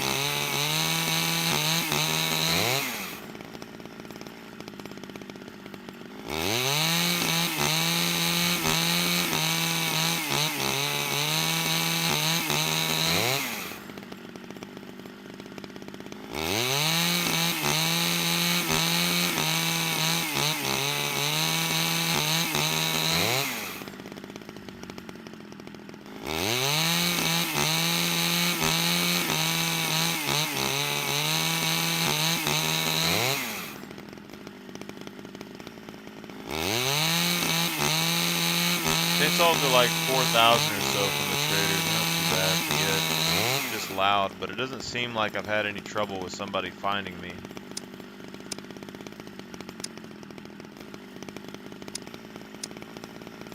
Usually put these down before I cut them, but it'll be alright.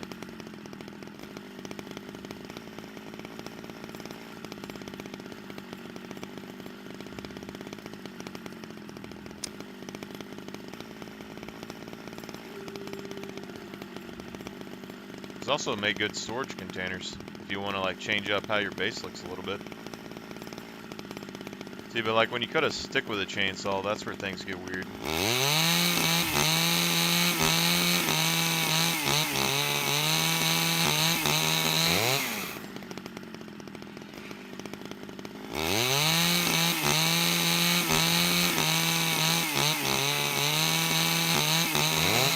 You only get 3 sticks.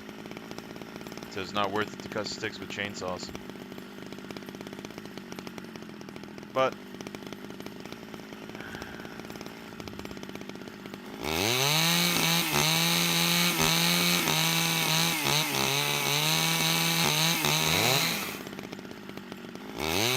I don't have any other tools on me right now, so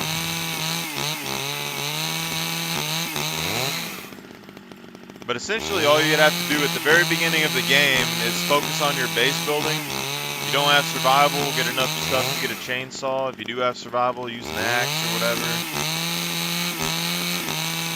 You do get more planks and stuff with a chainsaw though, so your engineering will be quicker there. But this will level your strength while you're playing, and then when you're done, you could use the macro. Or you could just load your character with a bunch of weight and find a place to walk around in.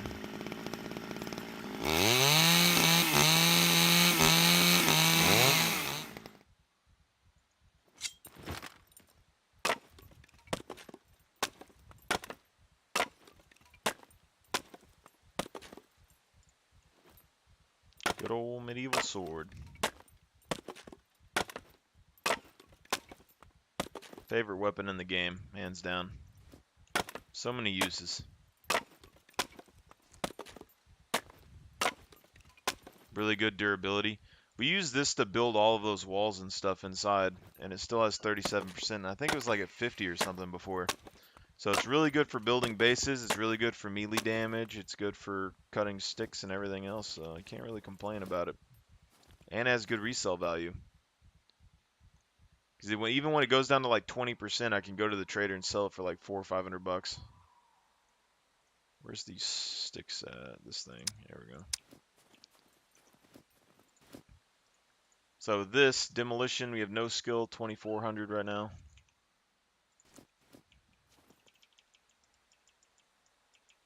Wasted the toolbox. Whatever though. Whatever, man.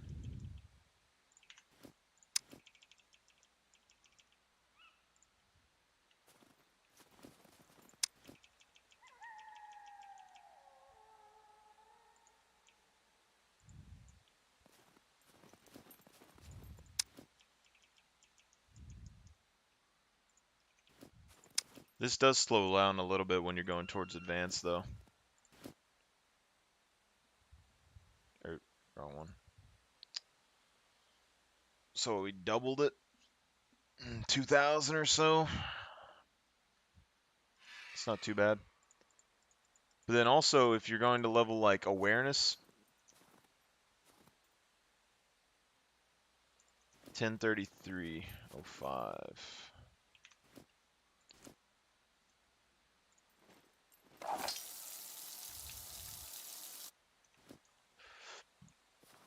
Easiest thing that I was doing before is you gotta log on and off of the server. So basically, whenever you're leveling your survival or whatever at the very beginning of the game, just toss all those trees into a pile. Like use a wheelbarrow, and when you unload the wheelbarrow, it'll stack them up, and you just cut them all. They'll surround you and everything. Then you log on and off of the server. So you go here, force exit, and then when you get to the main menu, press continue. And when you come back in, every time you do that, you're going to get 2,000 something XP. Or at least I did. I think I used like 10 or 20 trees. Wasn't too bad.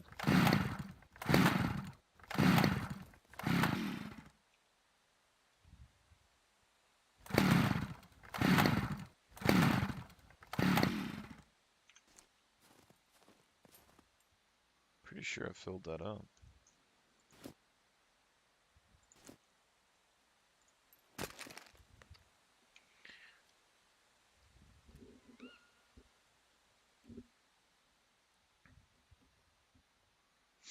Can't go wrong with cheeseburger MRE, man.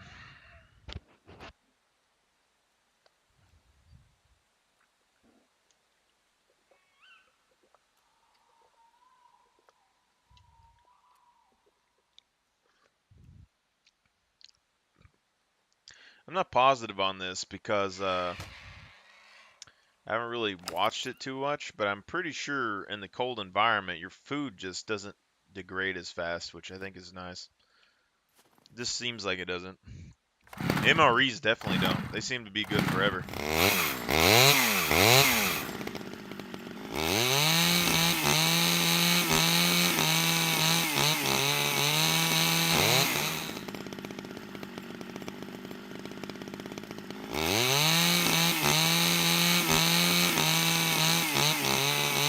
You get 5 per.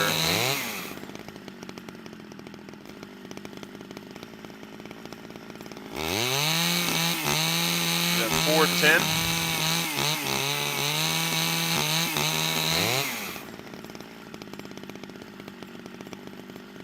Okay, again 30 XP.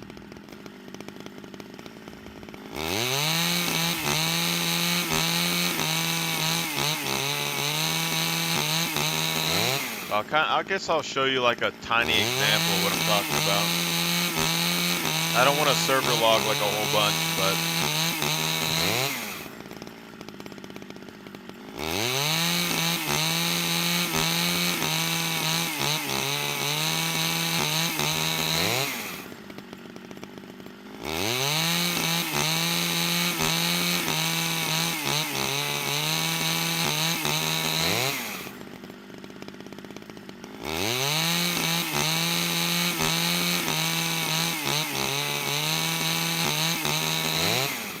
so if you can't server log and you're on a server that's like full, so it's gonna take you like 10 minutes to get in and out, I would just save up these tree branches.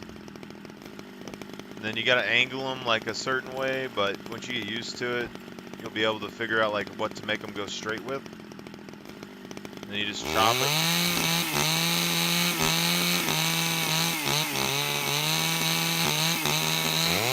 And the sticks go in a pretty solid line.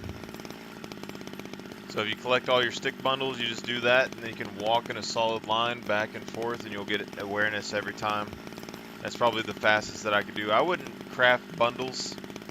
Crafting and uncrafting a bundle is going to take you like, I don't even know how many seconds, but if you get enough, like a line long enough here, all you got to do is run back and forth. Plus you're leveling up your running and endurance when you do that, so.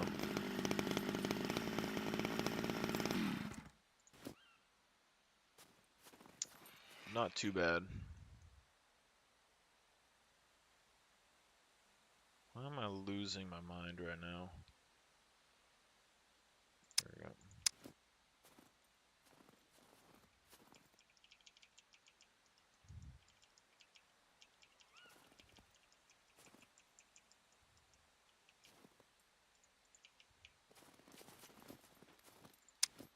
The main thing is just your travel speed. When you're doing the awareness, if you're running back and forth, if you're moving too fast, like in a car or something, it doesn't really give you XP. So you gotta like walk or kind of jog over it. You could like ride a bicycle a little bit over it, save a little bit of stamina. So like if you wanted to level your strength by just walking and not cutting trees and stuff, and you're gonna level your awareness, you could just weigh yourself down and then walk back and forth. So you'd be doing both at the same time.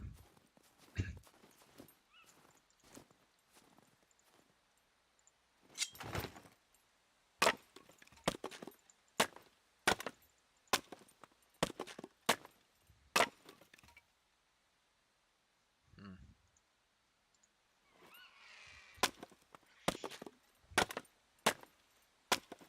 See, but if you have a 1.5 in intelligence right now, all you're really missing out on is advanced medical. I mean, you're basically medium medical. You're gonna negate any negative effects. So it's going to take you like 3 or so like antiseptic rags or something to heal a C4 bleed, which isn't terrible.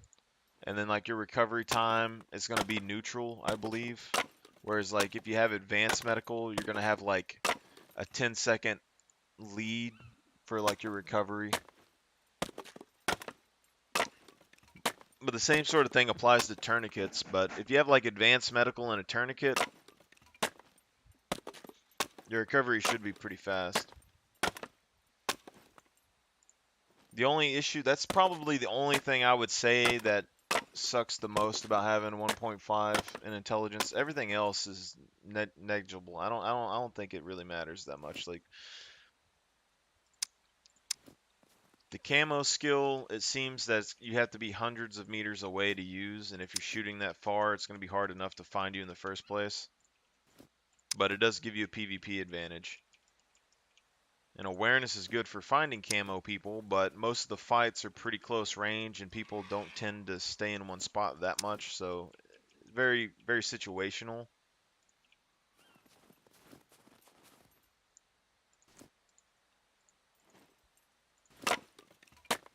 Sniping skill getting to medium, I mean, that's good enough to make most of the shots that you want. Awareness at medium is good enough to hear people inside of bunkers. You can hear them across a bunker pretty easy, so that's not too bad. Survival to medium, and you're going to be a little bit slower, but you do access all the crafting recipes.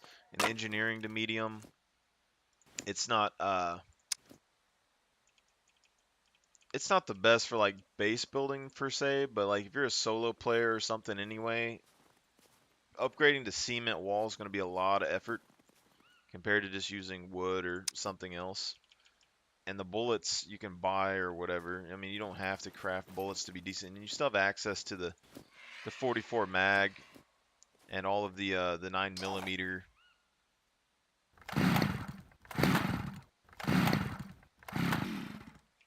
You're not going to be missing out on a whole lot. Or just find someone in game that has engineering and will make you some ammo, make you a friend.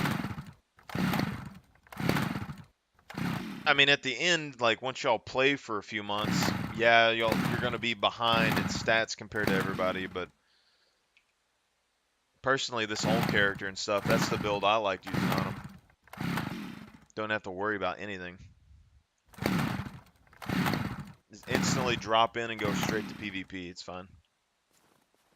There's gas in this thing, right? Should be.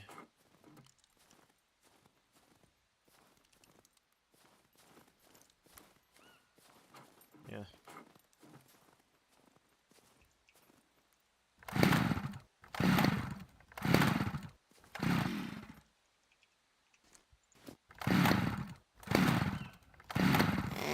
Good there. 51%.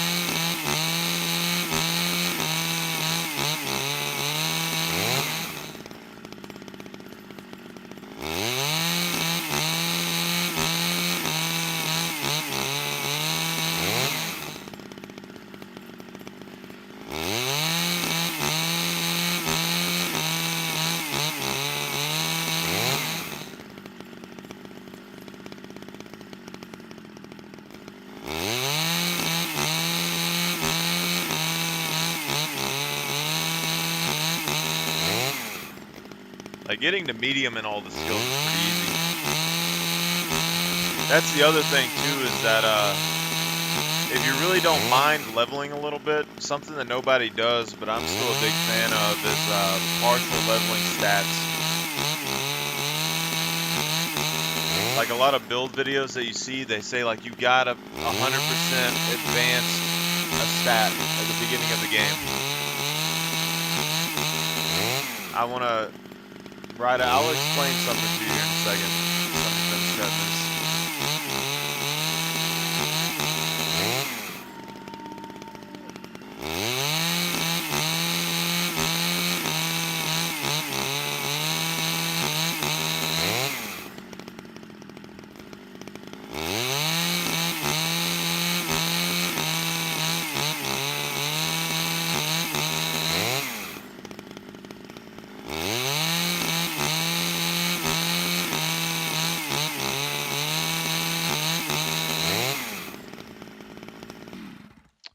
Okay, so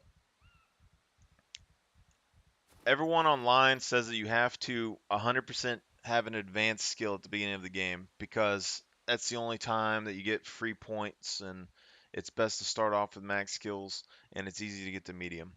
So, but here's my logic behind this. I only didn't take a non-advanced skill with this character because things like medical, I didn't want to take the time to level it and stuff. All of this, I mean, I wanted everything to be pretty much set when I first made it. And the other character, I needed him to have advanced to help with the base building stuff because I don't play him enough. But if you have a character that you don't care about taking a little bit of time to get together, everyone agrees that going from m- no skill to medium is pretty easy. So when you look at something like brawling, no skill to medium, 110,000 XP. But when you go from the first 10,000, you only get 7 XP, or you only get 3 XP, and then to medium, you only get 7. But when you're in advanced, you get 17, or when you're in medium to advanced, you get 17. So you're already getting more than a time and a half. Like, you understand? So to get advanced, you need all of that. All right. To get medium, you need the 110,000. Now, if you do that and you do 17 XP for the 110,000, and then you do 7 for the, or no, you do 3 and 7, so you get 10. Let's just average 10. Just trying to make this a little bit simpler, I guess. 11,000. All right.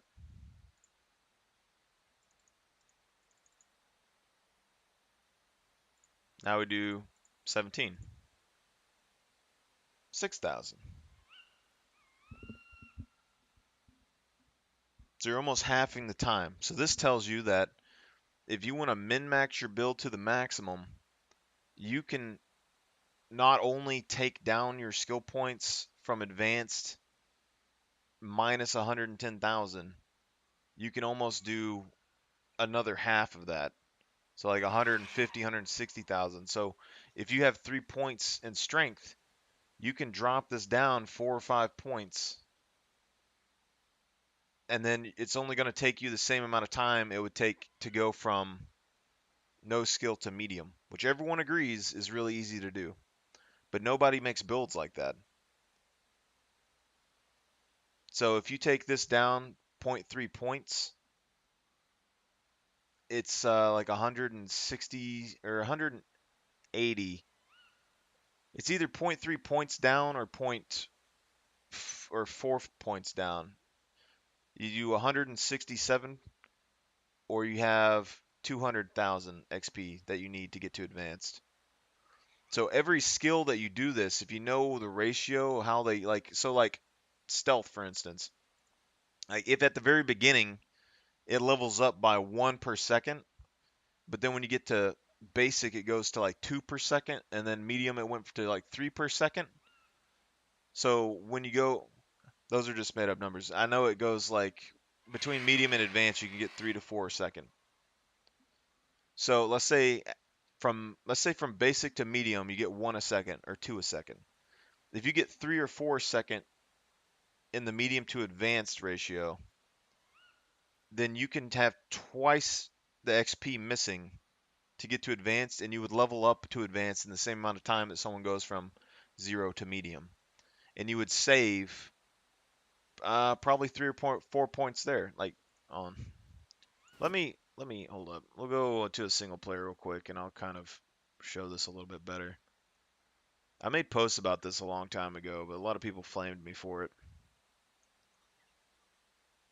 Let me go ahead and use these logs.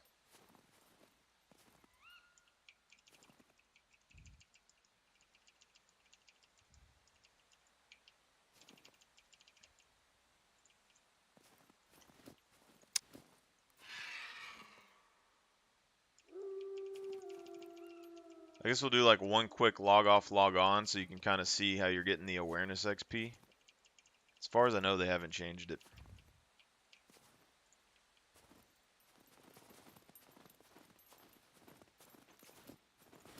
Okay. My guy's gonna get hypothermia again. That's great.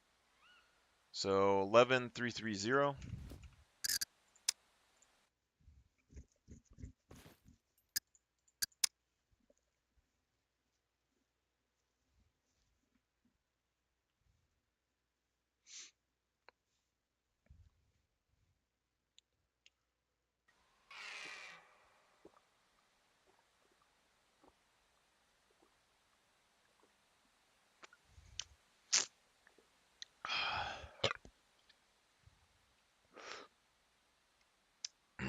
Welcome, Rob Zig.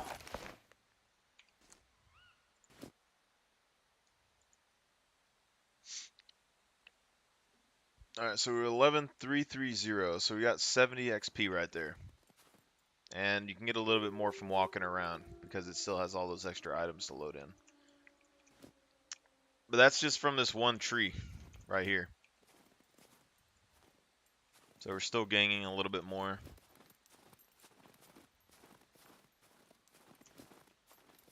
So when you get like 10, 20 trees, and these are all spread out, when you use a wheelbarrow, these logs will be stacked on top of each other.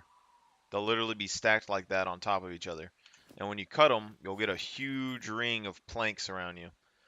Now, I don't think there's a limit to the amount of awareness that you can get per log. I haven't really tested the limits, but I cut like 10 or 20 trees. I was getting 2,000 something XP every time I logged on and off. You should be able to use rocks, or I think what would be the best is cloth. So if you cut a cloth, put it on the ground, take these scissors, and then you're going to cut the cloth into rag strips. So if you had a bunch of those, you'd be able to just surround yourself, because you could fit cloth. I'll use these rocks as an example. But these planks, look how many rocks that you can set in the same area as a plank.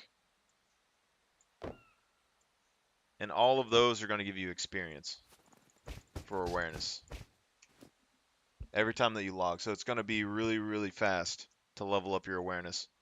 And if you use the rocks and throw at a zombie or a puppet and re-pick them up too, you can get awareness doing that while leveling your throwing, because throwing is going to level up really quick compared to melee and stuff. Alright, let's log off before my character freezes to death.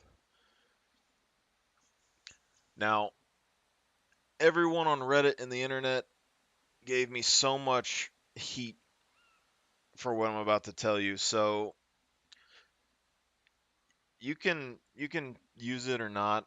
It doesn't really bother me too much, but I'm just saying I think it makes sense in my head that if you want to min-max your build the most possible, you don't take 100% in a skill.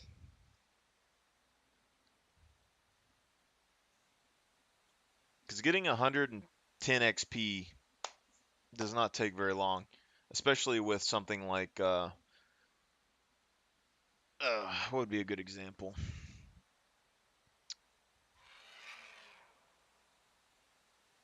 Um,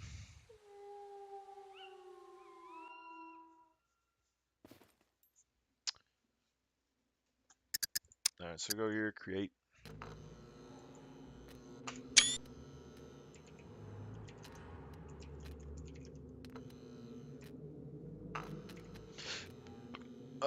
Okay. So if we go over here and we go to brawling, um, we'd have to make the character to finish to see what this is. But I believe, so when you deduct 3 points, it's just this. You go 1, 2, 1, 2, 3. I think 3 is either 200,000 XP or 187 or something. Okay. But let's say that we can do a time and a half. So maybe you need 110, say you do 130 something. Let's even go like the 200,000 XP. I mean, you could go a little bit longer than other people would be. Um, that saves you the 4 points or whatever. So we can drop this down. I think it's 4.6.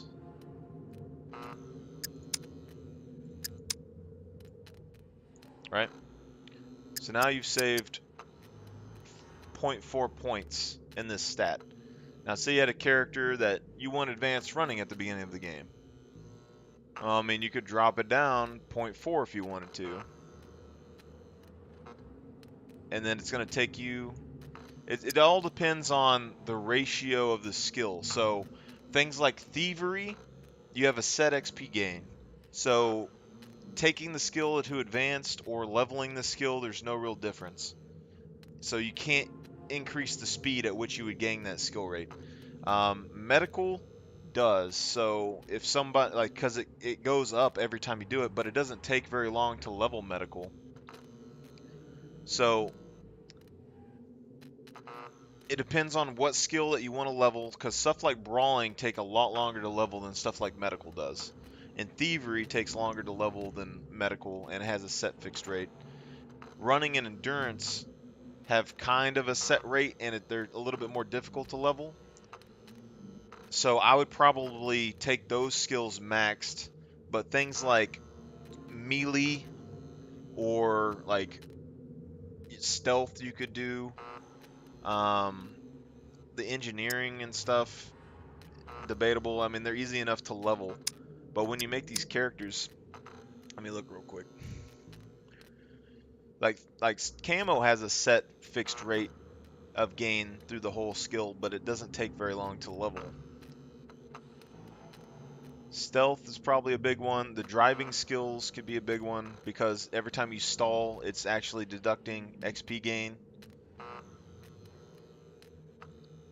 DayZ player checking out Scum. Okay. Well, welcome, Ziggs. I think Scum's pretty good. I haven't played a whole lot of DayZ, but as far as I've heard, Scum pretty much competes with it, if not beats it. So, with the new AI updates too, it's going to be big. And throwing has a set XP gain of 50 per throw. But if you compare this to something like melee and brawling, which maxes out at like 17 per hit, you're getting like 4 times the XP gain here. So these skills would trump throwing.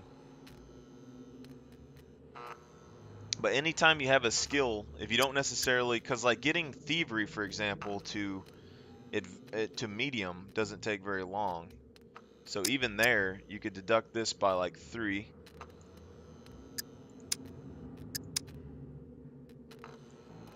And you can lower that. That'd be, so instead of like 110, I think you'd need 160 or something. I don't remember exactly off the top of my head. You could even do like a 0.2 deduction, okay? And you'll get that done in a couple of days, and you save 0.2 points. So these people that want max intelligence, like you can slowly deduct points from these and get more and more intelligence if you want to be a squad leader and not be less combat effective within a week or so. And then if you don't want that, I mean, you can still max out one of these stats and then take a little bit from the others. So there's a little bit of play there. But any scat that actually increases with XP as you use it, you can deduct that many points off of it and lower the awareness off of it. So like stealth would be, I believe it's like 1 per second, and then it goes like 1 or 2 a second, and then once you get to like here, it's like 3 or 4 a second. I'm just saying a second. I don't know exactly the time, but I just estimate it as a second. So once you put it here, you're gaining 4 times the XP that you would at basic. So instead of basic being 10,000 XP to level, you can now take 40,000 XP out of advanced. So you get the benefit of having a higher leveled skill at the very beginning of the game without the drawback of putting all of your XP into that one skill. Because once you get medium to like stealth to like medium to 75% over here, for the most part, you can walk right up on top of puppets and stuff, and they don't even really recognize you're there. All right. The only thing is just the players might be able to hear you a little bit. It's not the biggest deal. But I would say like originally when everyone was saying you could level medical with rags, that would have been something to take. But like it kind of makes you think a little bit. But it's interesting because like medical before when everyone was saying this would take you like years to level, um, because they were using rags and stuff. I probably would have made this advanced, but now that I know you can level it fairly quickly, you just have to get the supplies for it. It's not such a big deal. But even this is like from no skill to basic. Um, if you do a C2 bleed, let's just use C4 bleeds for example. You're getting 20 XP every time you do that.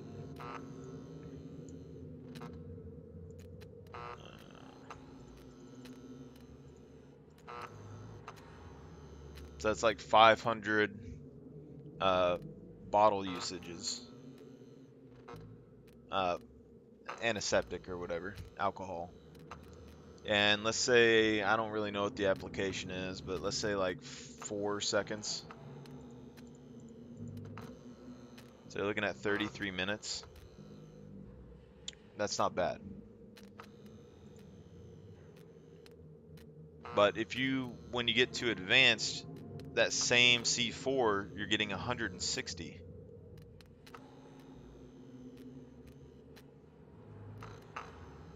So what is that, 6 times? Or no,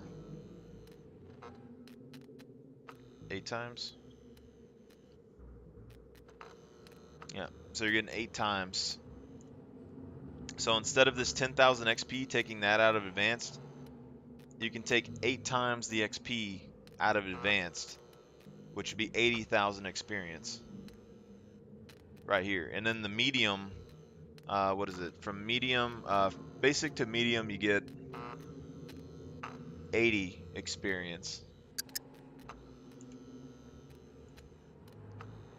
And you need 100,000 points. So that's 1,250 bottles, or 1,250 usages of a bottle.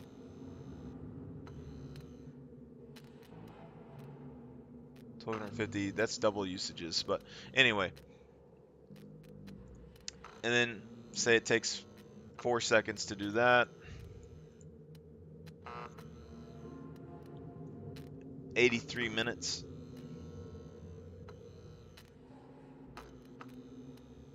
But there you're getting 40. Or no, yeah. Actually, yeah. 40.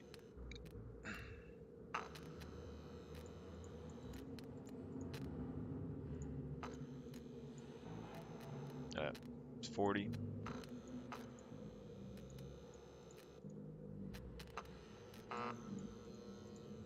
Alright, so 2 hours. Yeah. 2 to 3 hours. Okay, so you get 40 for that one. But you're still getting 160. So you're getting 4 times between basic and medium.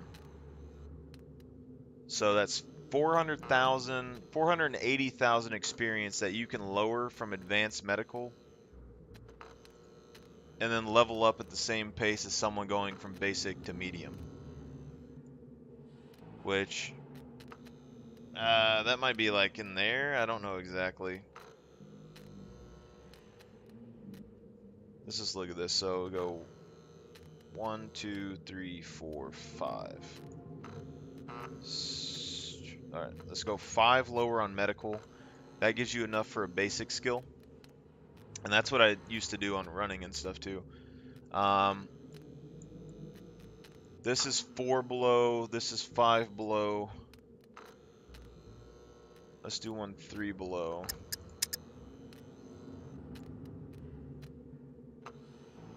And we can look at the different values here.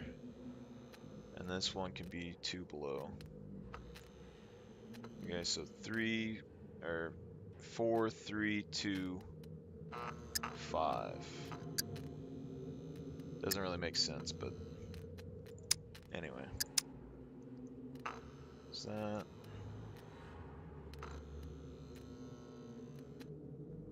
Alright.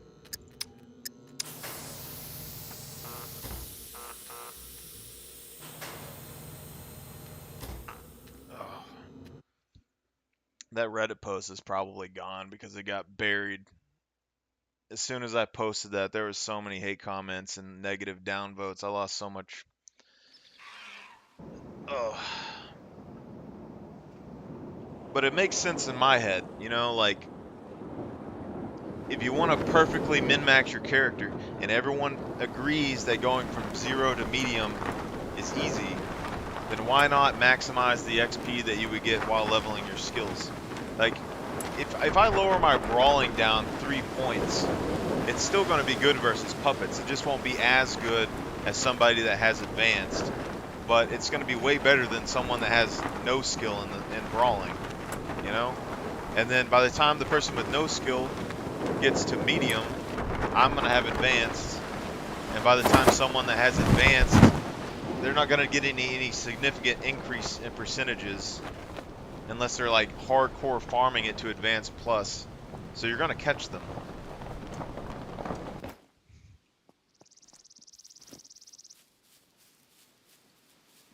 Alright, so I don't remember exactly.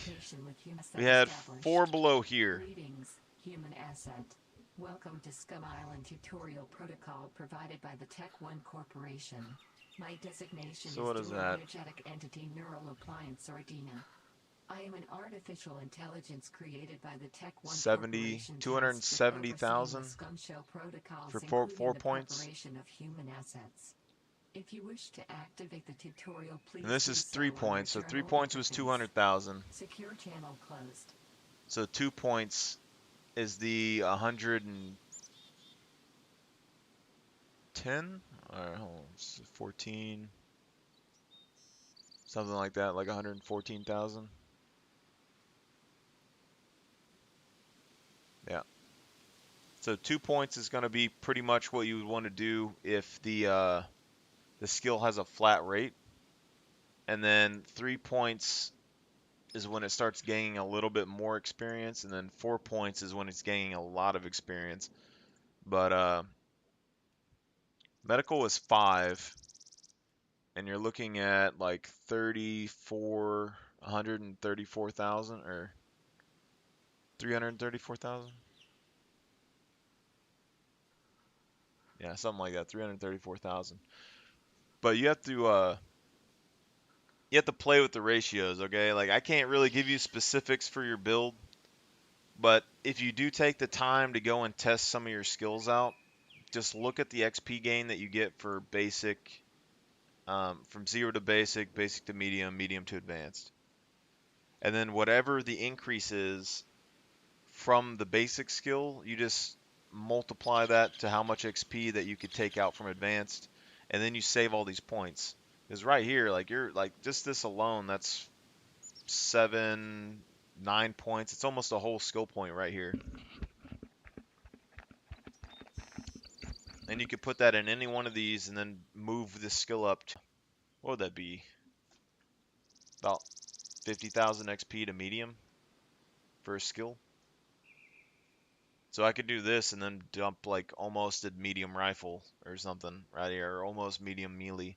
And then I would cut my farming time on this because it takes like an hour or two to get basic, and then like 4 or 5 hours to get to medium melee if we go from the same rates of brawling. So you attack faster with melee anyway, but if you do one a second, it's going to take you like 5 hours. So you cut that in half, it's going to take you like 2. And when you get to medium, you're pretty much on par with a lot of other players, and you can level up the rest later on. It's going to take you, another 28, 30 hours to finish leveling that. But if you use that weapon over the last week, like just your main, it should level up pretty quickly, and you get to advanced. And you're going to be a lot better than someone that has no skill at the beginning of the game, and not so much worse than somebody that has advanced skill. And you're going to be cutting quite a few hours off of this. And then this right here, what was it you 2 or 3 hours? You'd have advanced brawling, so you're increasing your overall effective time, I would think, because you're taking away like 3 hours from this, but you're gaining like 7 hours or something here. So I don't know. But this character, I haven't did that on this character, but my main previous character that I built, stuff like running, even when I took 3 points, I would lower this down to I think point 0.3, and then I would take basic endurance, just because you lose like 1% movement speed, you would gain the 10% recovery rate and the water usage. So it meant like over a long duration of running, I would actually be going farther than someone else that had max running. But short sprints, I wouldn't really lose that much. But then with him, I wanted to. Originally, he was going to be the guy who had max everything, and I did a split. So I did a 5 con, and then I split it with 67% on both sides, and then you can max both of those stats in Constitution in a couple of weeks. But endurance, after I got on a bicycle and learned that the bicycle can level your skills while not pedaling, the endurance was leveling like twice as fast as running while I was riding the bicycle. So at that point, I could lower my endurance a little bit lower, like to 40% to advanced or something, get my running up to like 80%, and in the same duration of time, I would be able to level both of those up to advanced. You are going to be losing a little bit here, but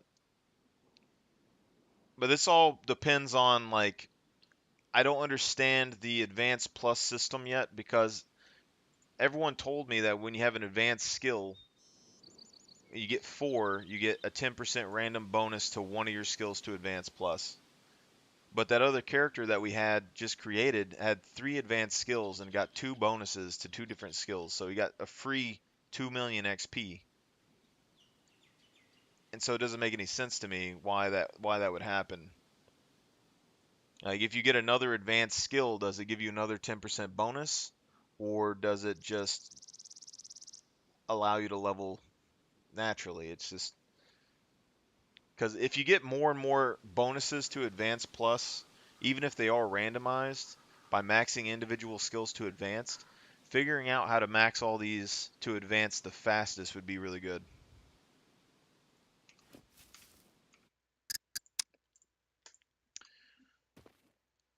But yeah, I don't know if y'all cared about any of that, but that was a gist. I posted a big Reddit post about that months ago, and it got completely slammed. Everybody just craziness.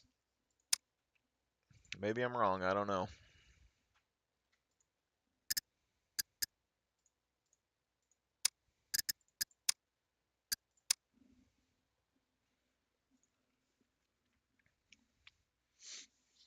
It's kind of like people take advanced rifles because advanced plus rifles is super broken. But if you use medium rifles, for the most part, it handles the job fine in any PvP situation I've ever seen. Advanced is kind of overkill. I mean, it's really good for like super distance long range, but if you're shooting that far, you should just be able to land a headshot or something at the beginning. You're gonna shoot 600 rounds off, use all your ammo, and destroy your weapon durability instead of just hitting a headshot.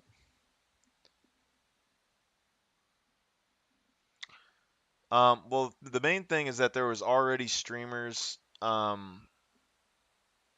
for Scum that had defended having to have maximum skill before starting the game. So that was a big one, because you get a streamer bias sort of thing going on there.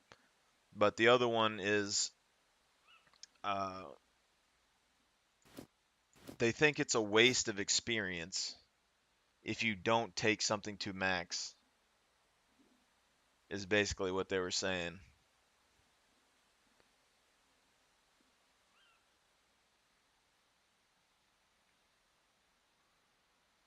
And I can kind of get it, but I just like if you're not gonna level any skills, maybe. But I don't see any negative points. But the more I've worked with it, like if they add more and more skills to the game, I think it's going to become better and better to do that. Right now, after learning how fast you can level some of these things, I don't think it's as important as I originally did because all of these I can level pretty quick. So I don't really need to deduct points from another stat to kind of reallocate some stuff because like I could take points from medical and then be able to get like basic in a skill, but there's no reason for me to do that unless I was doing like a battle royale mode and I wanted to like instantly have basic survival and craft armor or something. But it's like stuff like driving and all this, I think that's like really good to have because as soon as you get a vehicle, you want to be effective with the vehicle. But a lot of people in game, they just prefer to level this in game. They don't think it's that hard to level. And it's not hard to level because it only takes a couple of hours to get to basic. And it'll take you like, I don't know, like 5, 10 hours or something to get to medium. I haven't really did any numbers on it.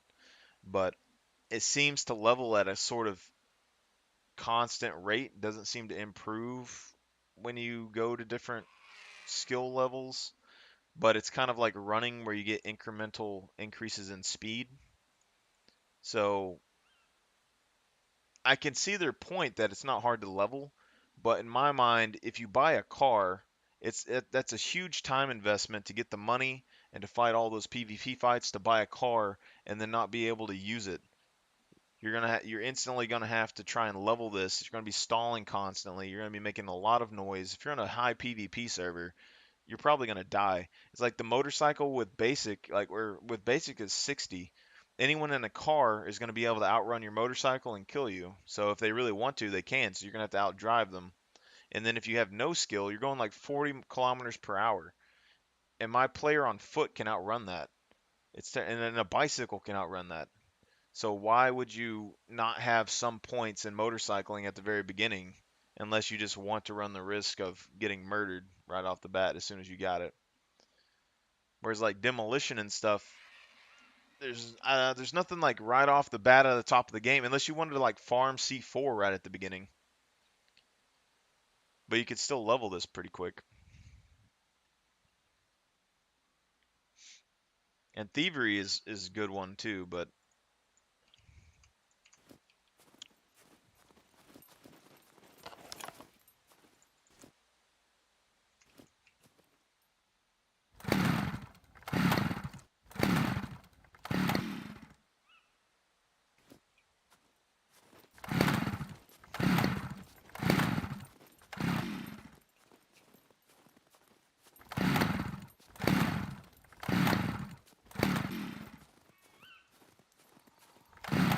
I really want to see like what all the different skills do at Advanced Plus though. I don't really know how I would test it exactly, but I swear like Advanced Plus Survival probably be able to process a tree in like a minute.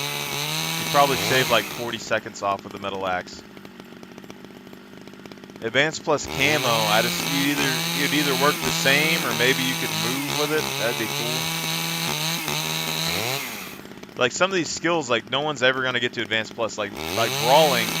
My original plan on this server was I was gonna max my brawling to Advanced Plus.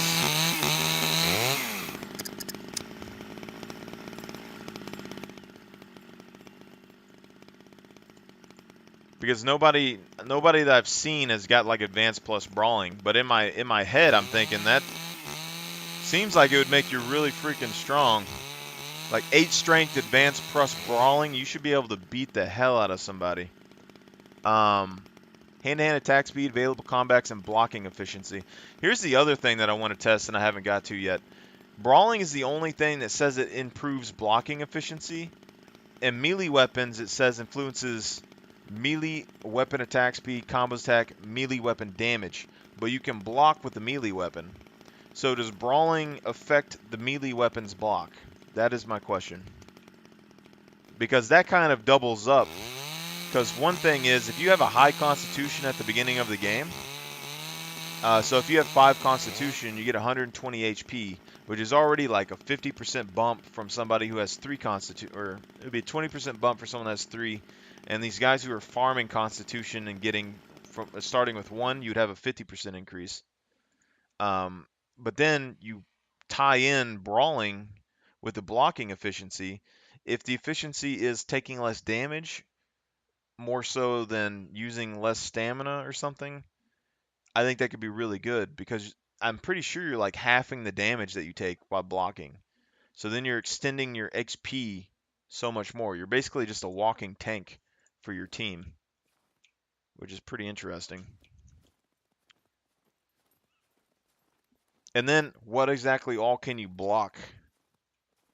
You know? Like, can you block arrows or is it only melee? If you block a melee weapon, does it negate all of the melee weapon damage?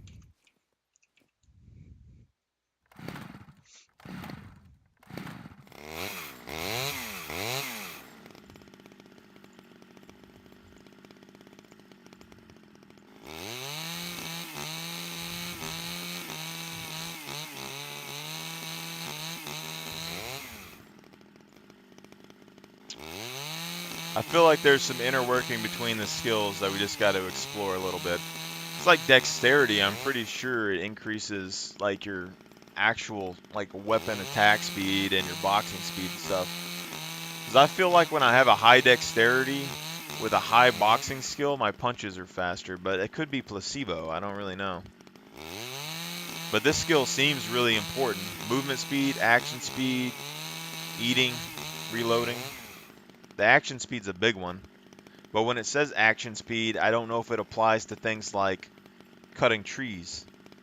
I would think it would. So if you have advanced survival, it would take you like 37 hours to get to advanced plus survival.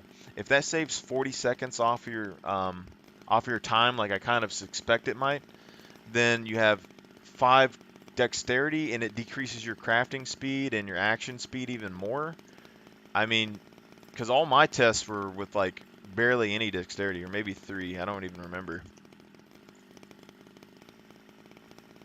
You be a madman cutting trees.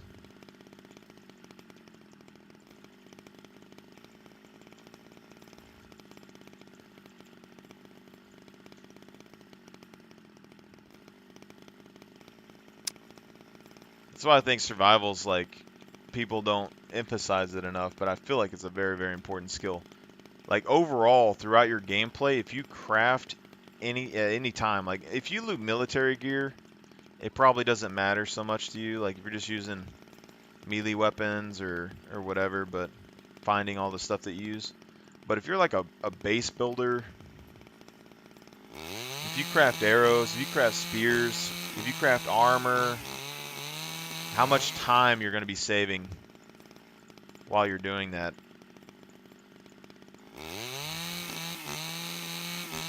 Probably even affects like ammo crafting.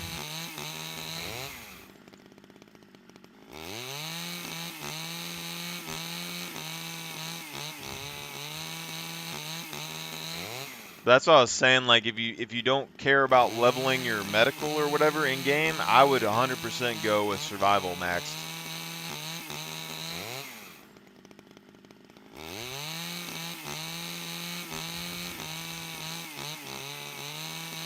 Like you're going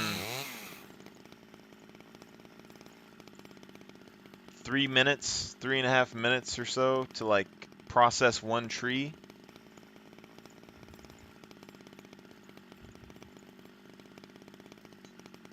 One and a half or so minutes. So you're shaving like half of the time off between no skill and max skill. But it takes like 100 and something trees to get to medium, and like 1,000 trees or whatever to get to advanced. So it wouldn't really take you that long to get level survival up, but if you purely do trees, it's going to take you like 35, 37 hours. But every time that you level up your survival skill, you get more and more XP. So survival skill is one of those skills that gets really, really good the more XP you got. And it's probably one of the fastest that you could get to advanced plus as well. Because I think like towards the end, once you get to advance, you're getting like 800 or 1,000 XP just for cutting a tree down.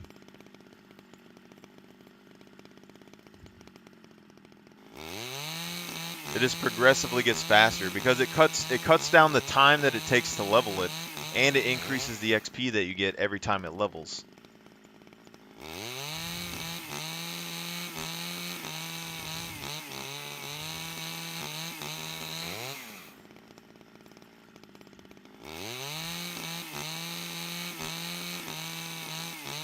And then you have stuff like this chainsaw, which already is a lot faster than just using an axe, and I think survival would probably affect it.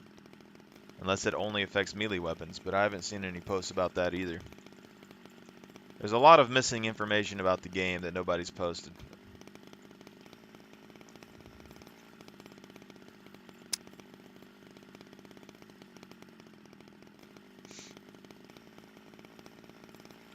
But I got a lot of stuff going. Like, I play a decent bit, but I want to actually enjoy the game and explore it as well.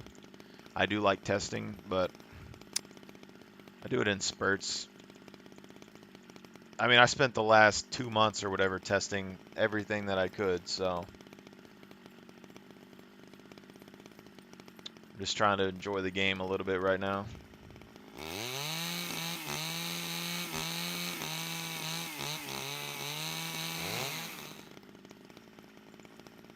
Y'all guys don't even understand how many characters I've went through either. Like, just on my multiplayer server alone, I've had probably 10 plus characters in the last 2 months that I've been leveling skills on and stuff. I've cut in trees so many times.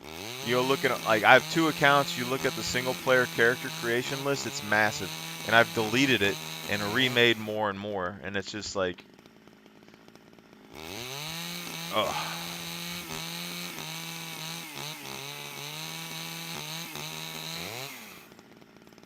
That's why I really haven't explored enough of the map, like, because my main base originally was over here, so I learned a lot about this section of the map here, and now I'm over here, so I moved from here over to C1, kind of found some good stuff here. I looked around all over the map for flat land areas, and it was very difficult to find some. There's a few here and there, like up in here, and then there's like some around the airport, but it's like a flag zone.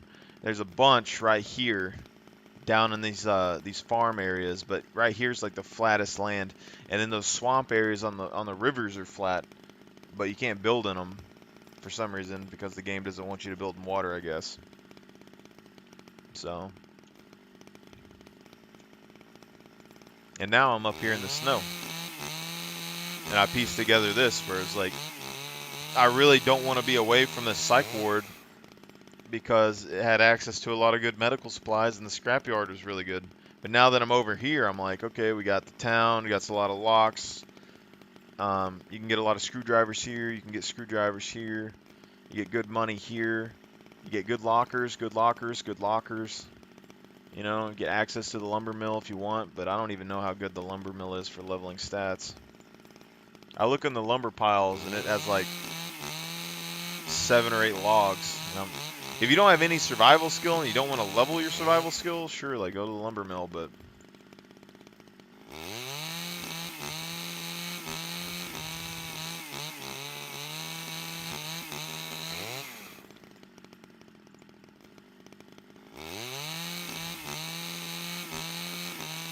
see, maybe like a server reset. Go there with your car, pile it full of lumber, and then you on the server reset, just do it again, and then drive off. That could be decent, I guess.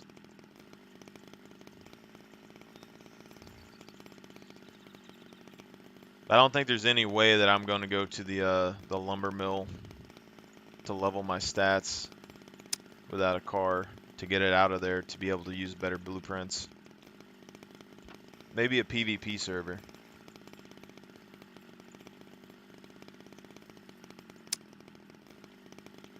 Because it doesn't make any noise. That's the only benefit I can really think of.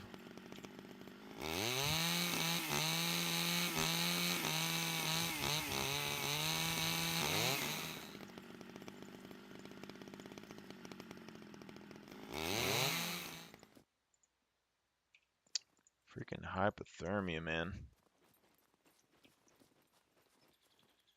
I need more layers.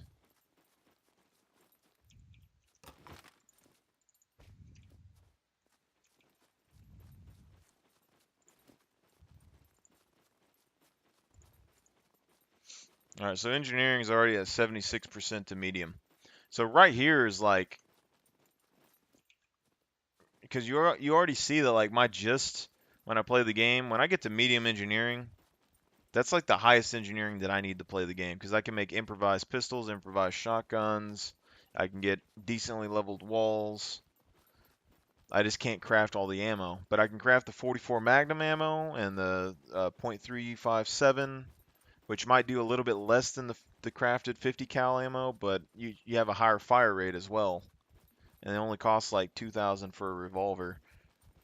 Or I could use the 50 cal and pay 700 bucks for a box of ammo. Keep like 5 rounds on me for emergencies.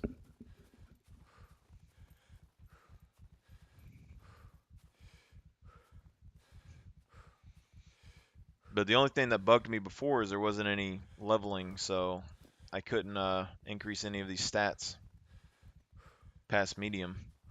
And camouflage is the one that was bugging me the most because I really wanted to see if bow skill and camouflage work differently than rifle and camouflage, because I think it would. Even at the bare minimum, bows make less noise. So if you're sniping with a sniper rifle and you have camouflage, people might be able to figure out where you're shooting from. A bow? I don't think so.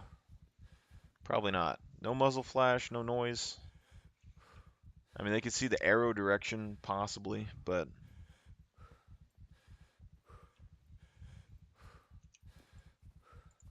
I need to find some more clothes, man. I've never had this problem up here. I think it's because my boots and stuff got destroyed. I need to find some new boots. Losing all my thermal.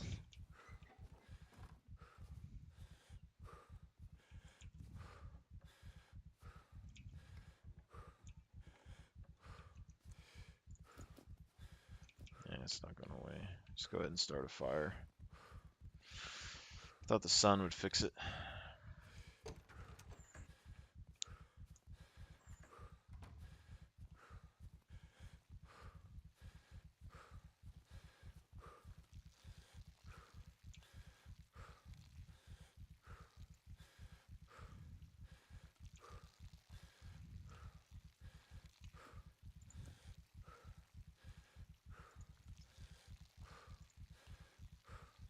I guess I lost my flint and steel.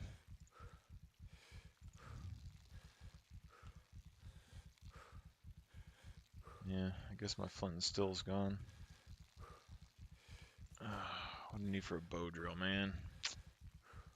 Bow drill.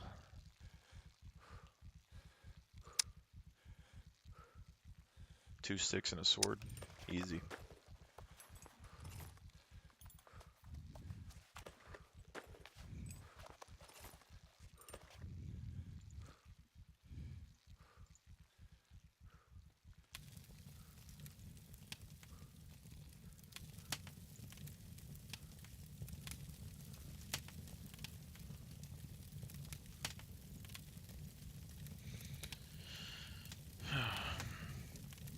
Yeah, I might try to find some clothes for my character and then AFK farm a little bit. The server's about to reset in like 4 minutes, so...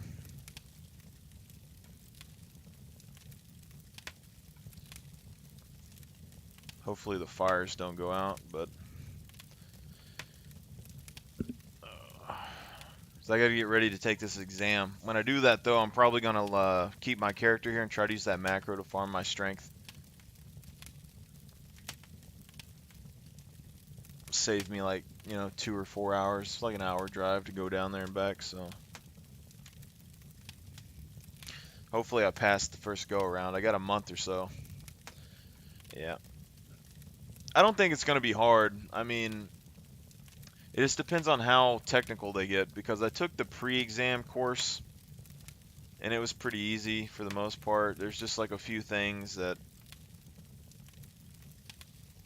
kind of like trick questions they stick in there, but that and for some reason, like when you do like the security exams and stuff, they use the word officer instead of just like security guard, Whereas like when you do the cleat exams and stuff for law enforcement, it's security guard, and then the officer is an officer. So I think there's like an ego thing going on there. But it really confuses my head because I did, I don't know, like 8 months, over 8 months of training to pass cleat. And security, it takes like a week or two. They just like throw a course at you, you get it done in like a couple of days, and then they're like, yeah, go take this exam.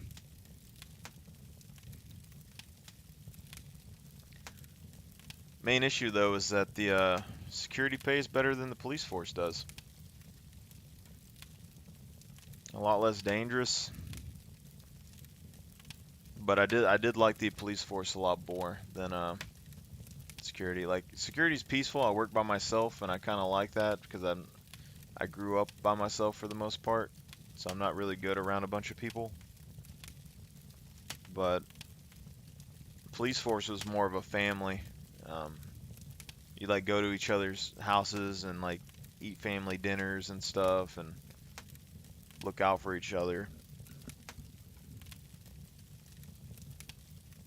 People with like kids, they would like pick each other's kids up from school when the others were working and stuff, drop them off. So it's just like a big extension of your family for the most part, at least around here. Some police forces don't have like the best people, but I think we're pretty lucky around here. We got good guys. Got a lot of volunteer firefighters too. Like we got guys that work like the oil field and uh, like Michelin plants and stuff, and they volunteer all their free time for a firefighter. Don't get paid for it.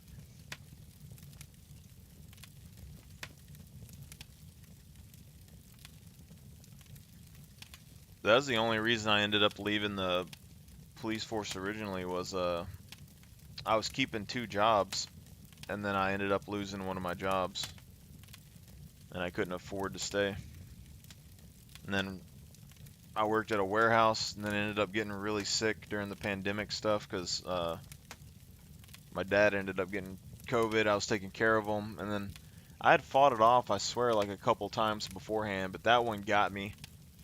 And it was the middle of winter, and I just had bought this house, so it was a back tax house. It was messed up, so it wasn't the best condition, and I was just curled up in front of a fireplace, and I couldn't move. I ended up becoming bedridden, then ended up catching a sickness and infection, and I couldn't deal with it, and I was over here by myself for like a week. And then my dad ended up coming over here and dragging me to his house, but I didn't have any insurance because I didn't have any jobs anymore. So, you know, 4 or 5 months of just being bedridden, not being able to move, not eating anything because I didn't have any food and stuff. Somehow didn't die, and then we ended up finding a family medical place that opened up that technically wasn't supposed to do surgery, but we paid them like $500 and they cut me open and gave me some meds. Now I'm a security guard. It's great times.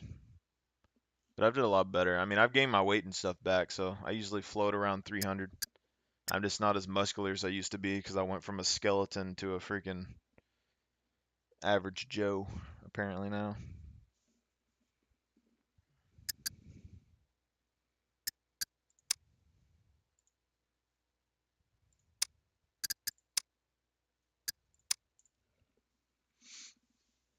Health insurance, man. Gotta get it. Unless you want to spend $40,000 to go and see a doctor.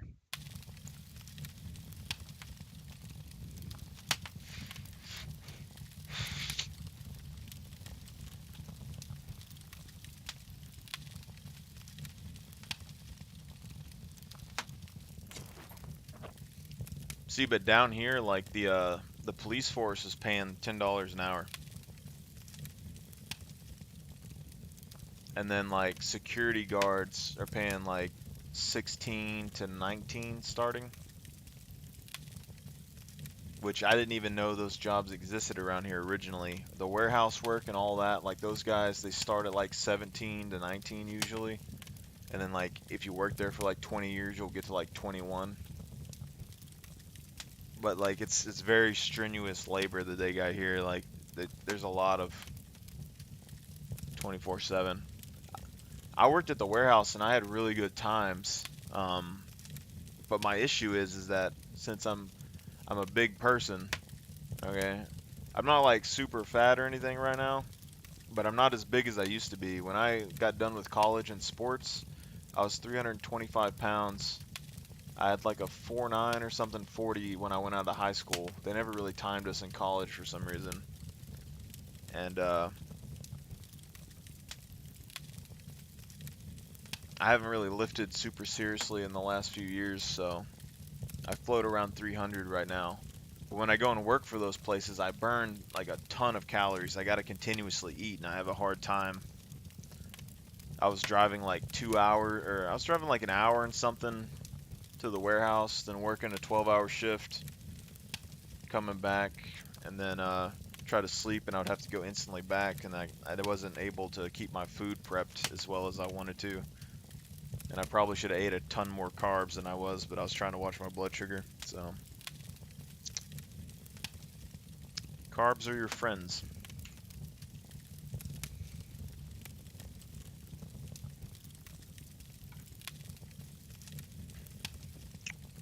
Carbs are your friends. I think it's the fiber that we're really missing, a lot of them. Gotta eat that fiber, man. Slows the absorption of sugar into your body.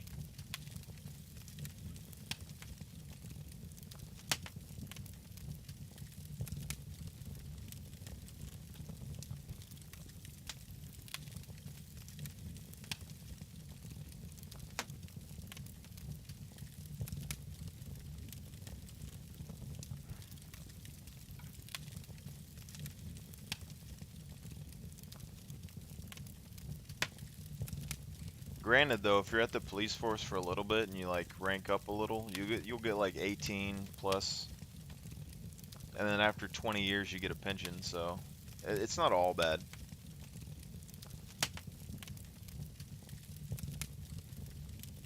But they were like during the pandemic, they were working pretty much 24-hour shifts with like 3 people.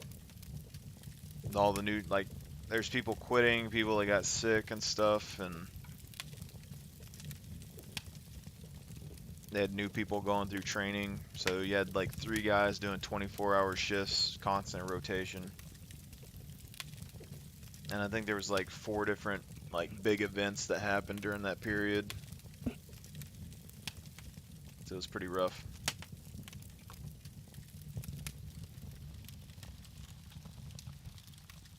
You get a lot more hate than you would expect too. Like as soon if you ever take a law enforcement course or something, as soon as you join it, like half of your family will just completely like ignore you. Like they don't want anything to do with you because they're afraid they're gonna get in trouble. People that like you never knew before just like hate you for no reason. You go to a store or something, these guys they just absolutely hate you because you like the uniform, man. They hate the uniform.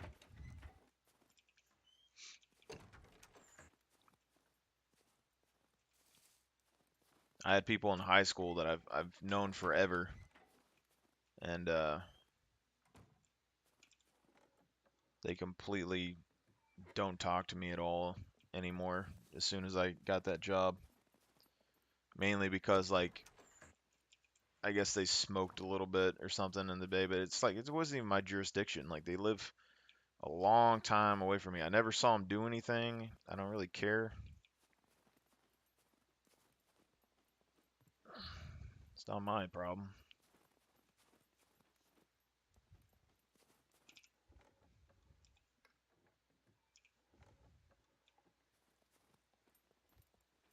I think they feel like it's like FBI because that's how I was raised up too. My parents like I thought like when you did something wrong, the FBI was just gonna like bust through your window and arrest you. But the world isn't that well structured. I've learned that over the years. It's a lot more difficult to get in trouble than you would think.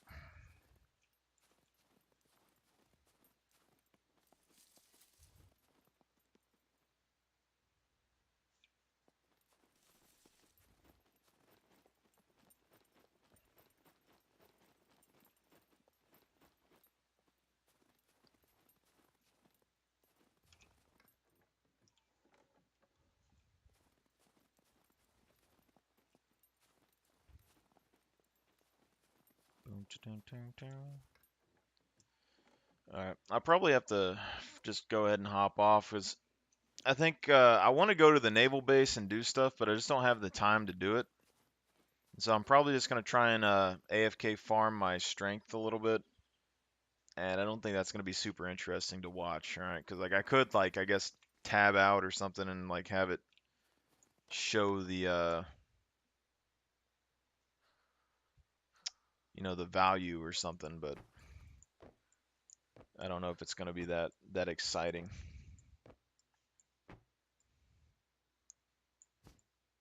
So got a couple hours to get ready for the exam. Gonna study a little bit, make some food, shower, and figure out what I'm gonna do with the pup and stuff. Get ready. Gotta psych myself up for it. But I'm thinking I can probably AFK in a couple hours. It might give me, I don't know, half point or something. We already gained like another 0.03 on the strength. Just running around with this log in her backpack.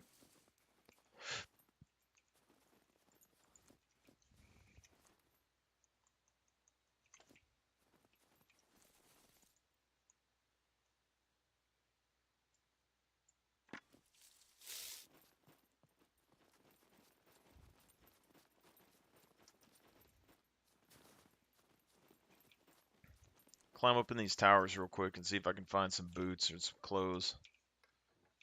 Try to keep my guy from dying of hypothermia. I've never had these problems before, but that bombing zombie the other day, Splash saw it. 100% just popped out of a tent and destroyed everything. But I haven't had any foot abrasions. So I'm guessing the snow maybe doesn't give you as many foot abrasions as the gravel environment. If that is true, that's kind of interesting because I was testing some stuff with uh, stealth, like noise, and like taking my shoes off, I think definitely makes your feet quieter, and then rag shoes, I think helps a lot too. Um, but when I was doing that on gravel and stuff, there's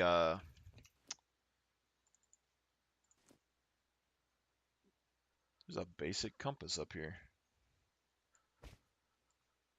When I was doing it on gravel and stuff, the actual I could run around for maybe about like 30 minutes, 40 minutes before I would take way too much damage and like need to put my or I would start getting a foot abrasion about that time. But so far, running around barefoot in the snow, I haven't got any foot abrasions. So it seems to be more of a temperature thing.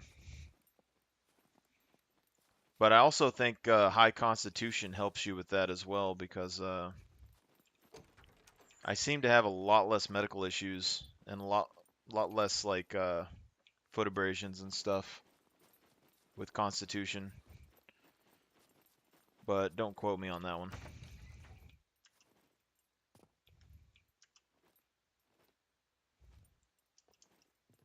Oh, that's not good. They can get right into the second layer. We need to block that off at some point.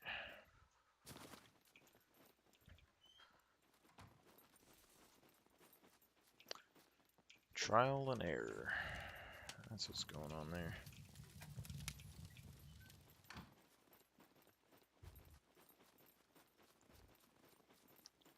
I do appreciate all y'all guys like stopping in and watching and stuff today though.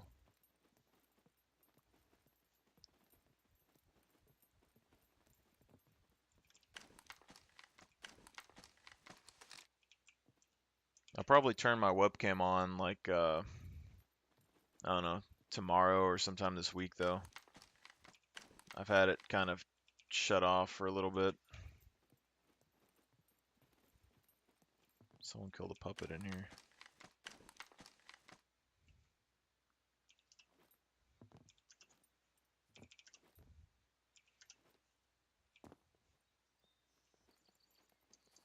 If y'all actually need, like, if y'all want to watch any different game or anything too, just tell me and I can play it a little bit. I'm still gonna play Scum, but you know, whatever makes y'all's day better, I'm good with it.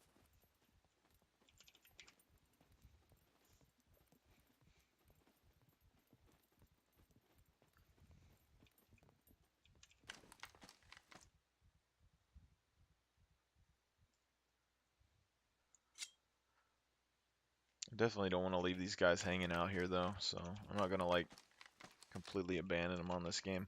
Some of them already played Marauders and stuff though, so. Okay, we have gloves. We have boots. We're still getting cold, so I guess we need more shirts. I'm missing shirts. Gray kilt.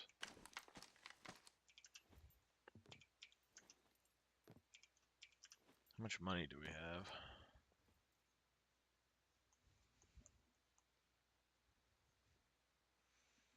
100 and something. I mean, we can take this stuff and go to the trader. I can farm my strength in the trader. At least make sure no one can shoot me and kill me while I'm gone. And then if I need something, I can just buy it at the trader.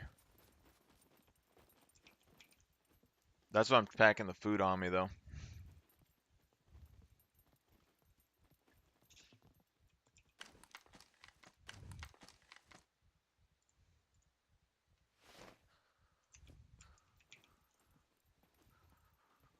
That's weird.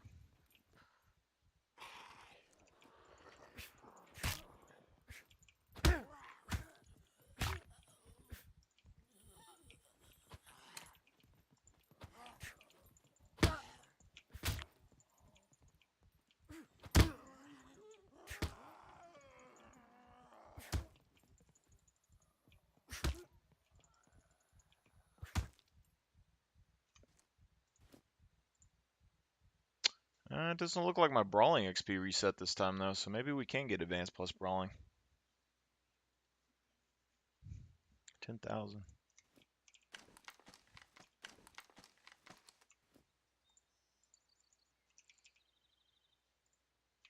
Hypothermia C1 again. I don't know if the temperature's just getting colder, but I've never had these problems before. These sell for a decent bit.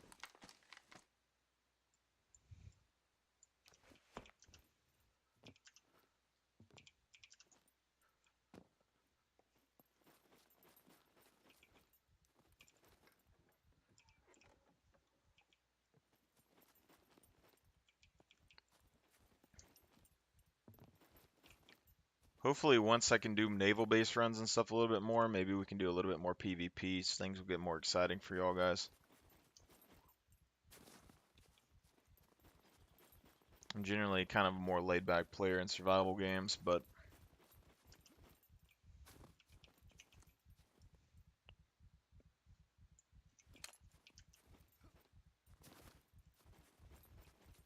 I definitely understand.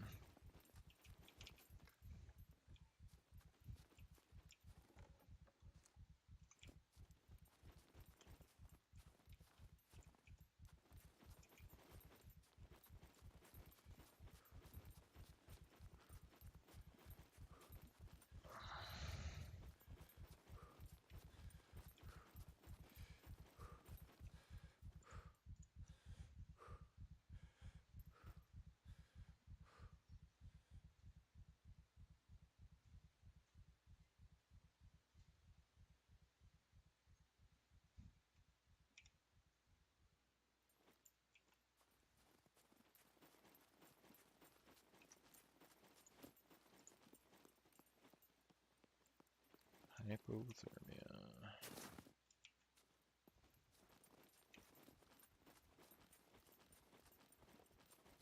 I think when you're in the sun it's fine, but when you're in the shade it's not.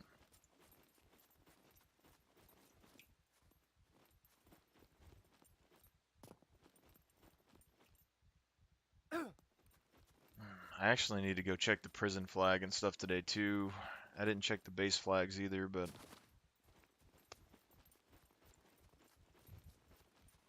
I'll check them when I get back home. If someone takes over the prison flag, they take it over. It's not a big deal, but it is a pretty good location that I wanted.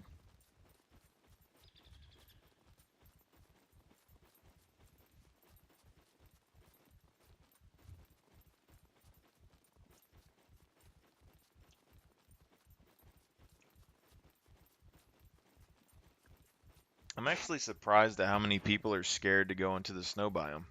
There's so many benefits up here, even though the cold kind of sucks.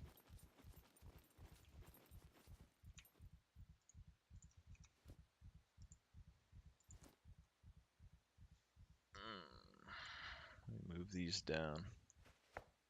Move this down. Let's take off my boots.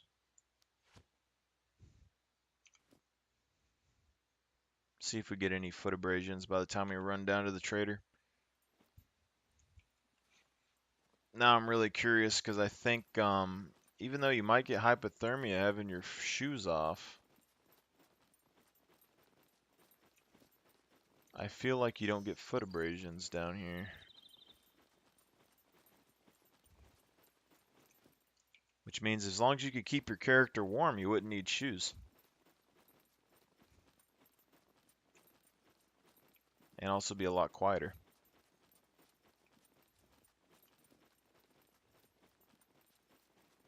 It took like 20 or 30 minutes for it to happen without shoes on the other terrain, so I don't see why exactly. I don't think the snow would actually have that big of an effect on your foot, so but it looks like it is. Cold.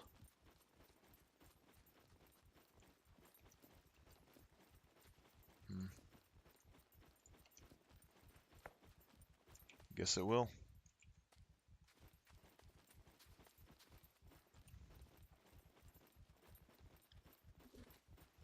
Whenever they add the resistance stat to Constitution, that's where I'm going to be really interested in how people split their stats. I'm thinking they're probably going to do like I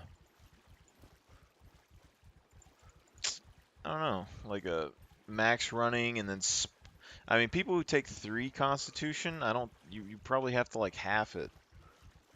Half running, half resistance, but I think it would give more credit to a max Constitution character. Because the resistance is supposed to be for like shock and cold and stuff. So if you live in the hot and cold environments, probably a lot better.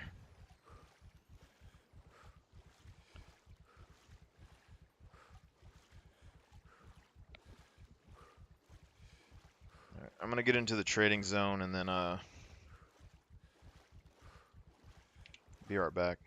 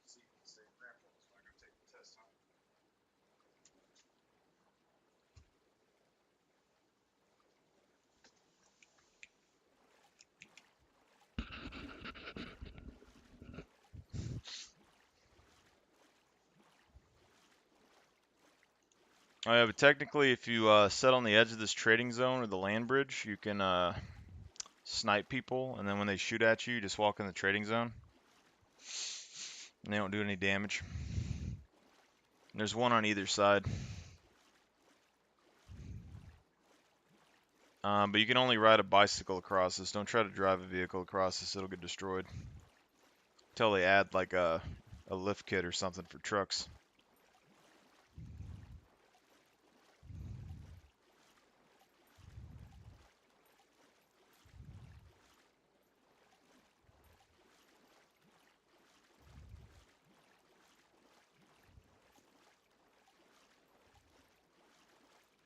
Constitution's almost there.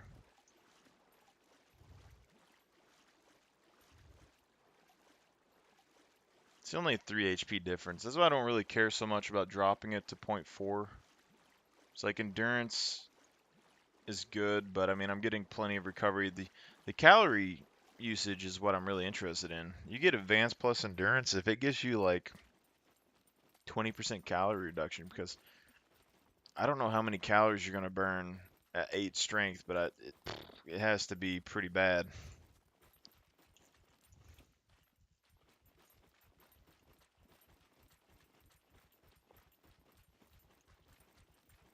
See, but there's quite a few trees inside of this trading post that you could use to farm if you really needed to. Welcome, welcome. Feel free to browse around.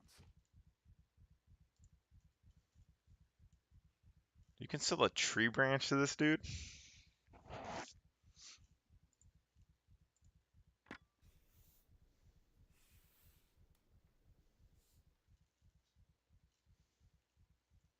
Can't be paying me that much.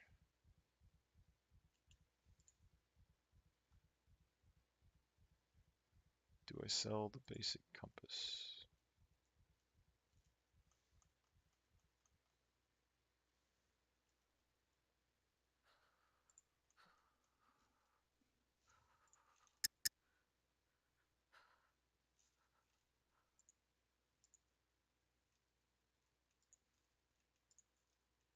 What the heck?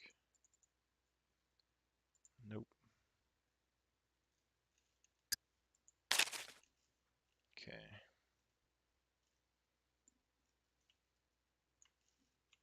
What is going on, man? This axe left for some reason. Make sure to stop by again. Welcome, welcome. Here's what I've got.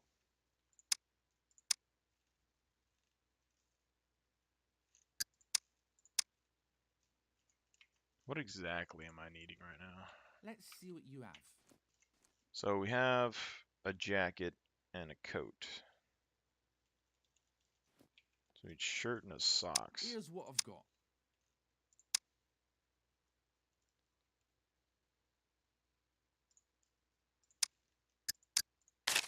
Okay.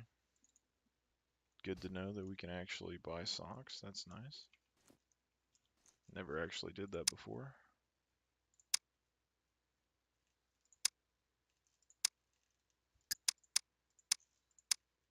So we need shirts. We have a jacket and a coat. Long sleeve shirt.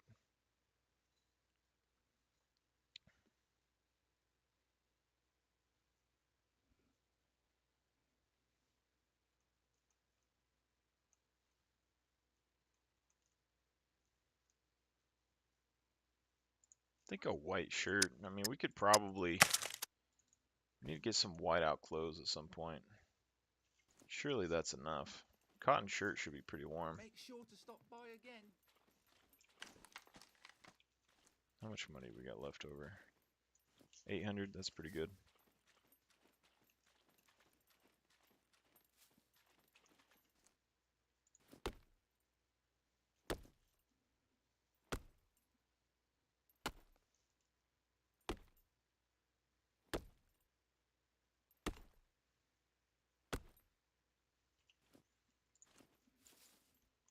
Maybe at some point I should do a speed challenge. I don't know if you ever saw like Pestily and Tarkov. some sort of challenge, like a hardcore challenge or something. I could see how fast, like what's the fastest time to level all the stats, but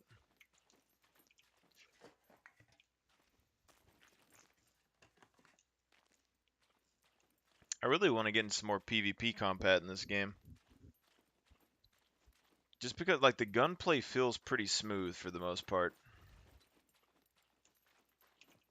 Compared to a lot of games. So like Tarkov has good gunplay, but I'm talking like survival games like Ark, Miscreated and all that. Like their gun mechanics work, but this one it just feels kind of slippery. It's like nice and slick. Especially the point fire. I like the point fire.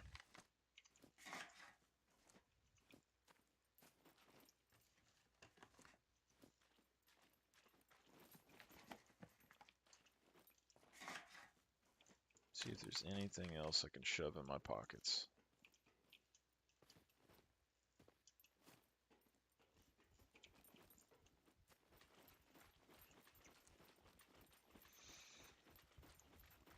See, our sword isn't doing too hot.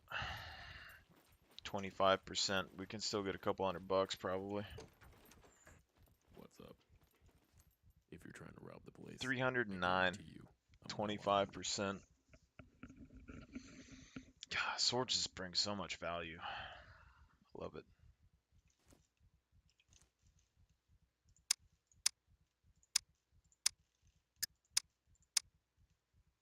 Yep, dark blue tactical.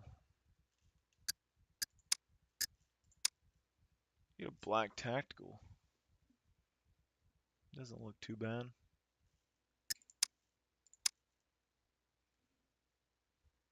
You can buy ghillie suits for not very much either. That's pretty cool. I wonder what the black ghillie suit would look like underneath the armor.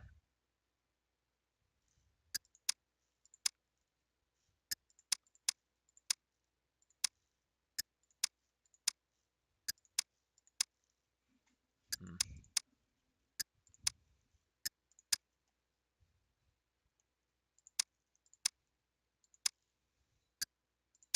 Only 3,000, 1,000. So like this is the other thing is like unless there's a huge benefit to buying one armor type or the other, right now they're so cheap at the trader. You can buy a stab-proof vest, but it's not going to be good versus bullets. And the bulletproof vest seems like it's decent versus stab, or at least archery and stuff. And like the ballistic vest is like 2,000. I mean, you can get that pretty easy. But I'm assuming they're better than the improvised vest is good versus the lower caliber rounds, and I think it's probably decent versus melee.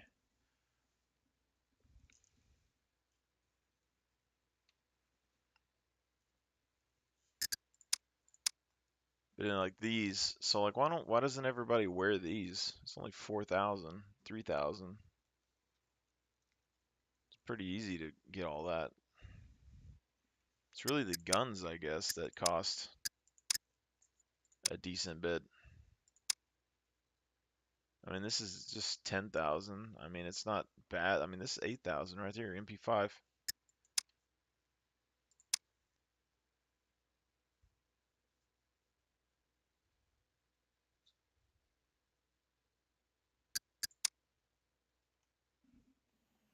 Hmm.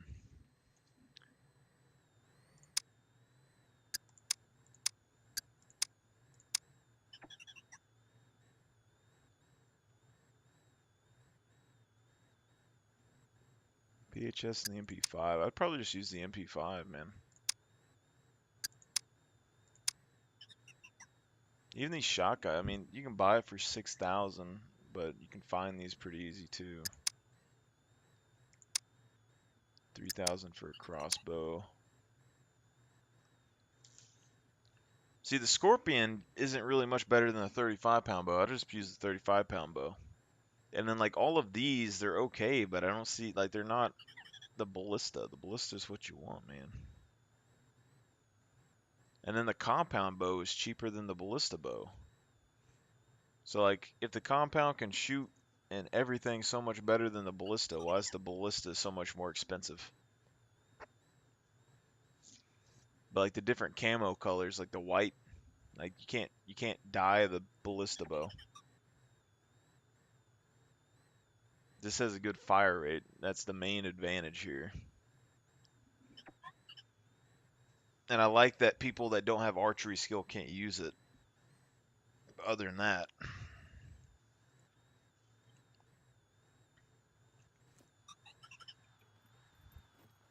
Stay safe.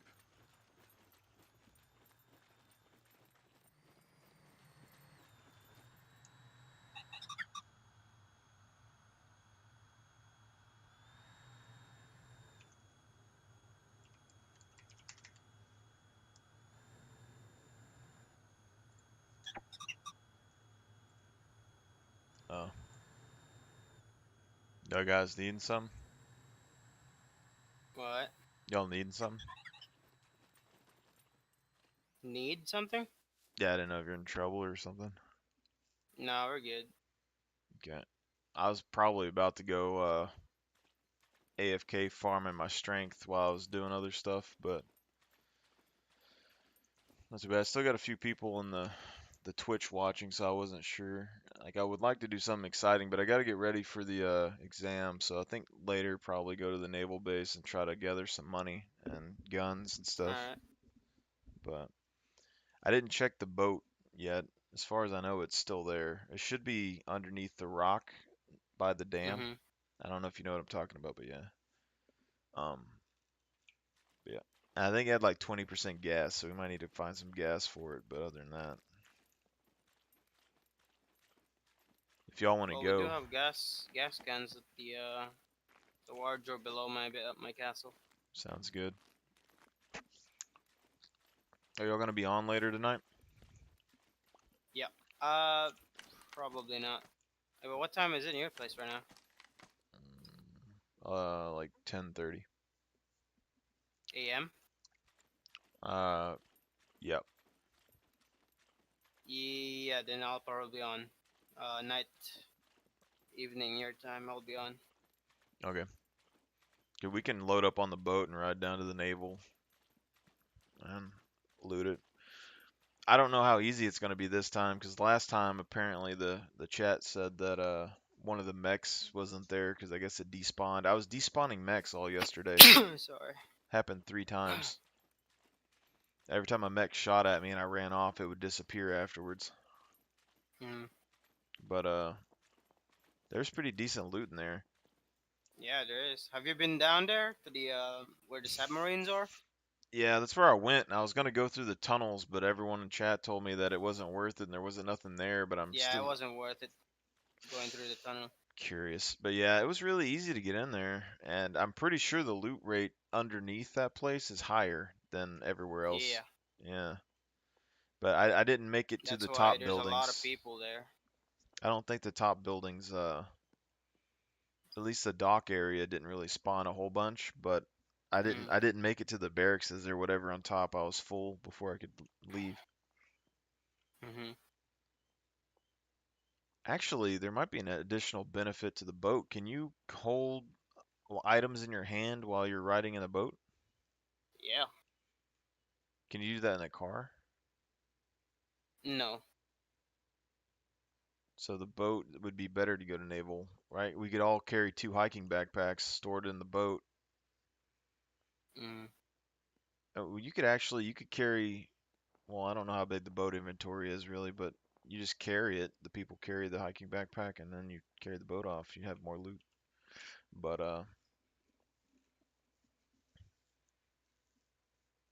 hmm, it's interesting.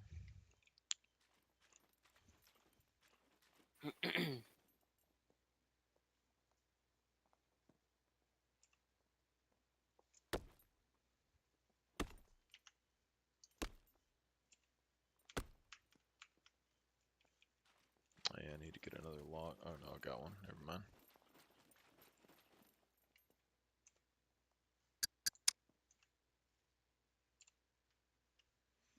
I'm pretty sure I got this macro working now. That's nice. What's the is Zell Baby Driver? Yep, that is him. Okay. Because he re-rolled his character to be a advanced driver. Okay. That's why I bought a car. Worthwhile. Yep. Now my macro isn't working again. Nothing has changed, sir. Why is it?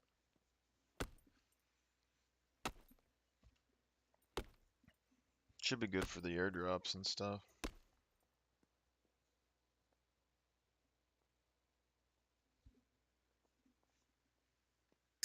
This makes 0 sense.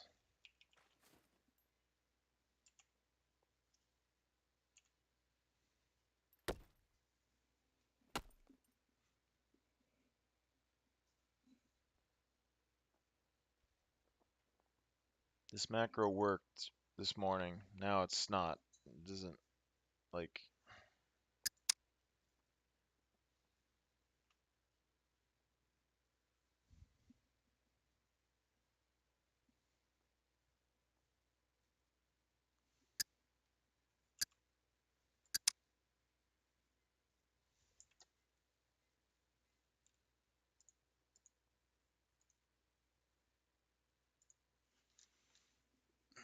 Biggest pain in the rear.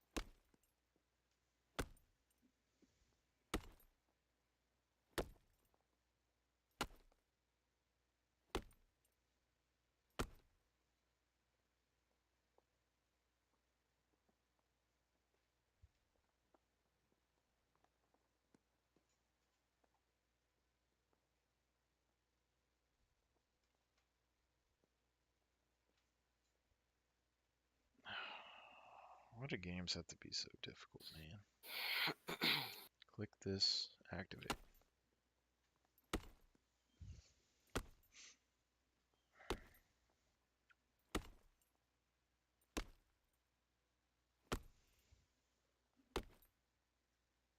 There we go. Okay. So hopefully I should be able to gain 1 strength every 12 or so hours. Damn. So as long as I keep my character fed and stuff, I should be good. But my calories are going to go up every time my strength goes up too, so.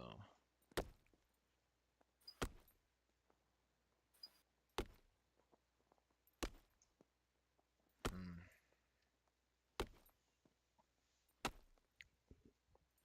Sheesh.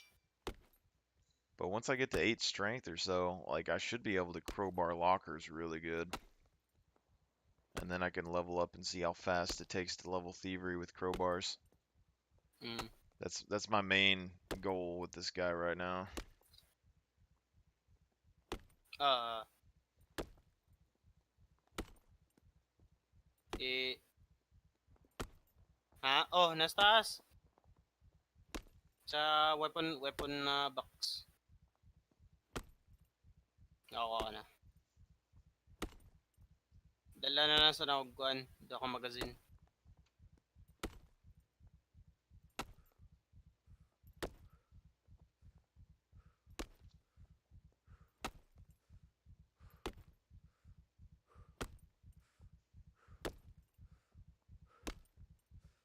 Oh.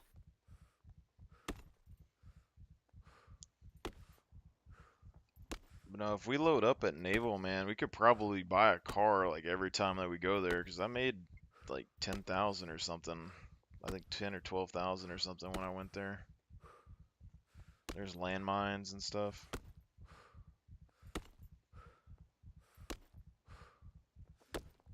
But is Naval like? I'm guessing Naval and the D4 Airport and the Weapons Factory on the southern islands. Those are the 3 main loot areas. Red up yung mga gigi.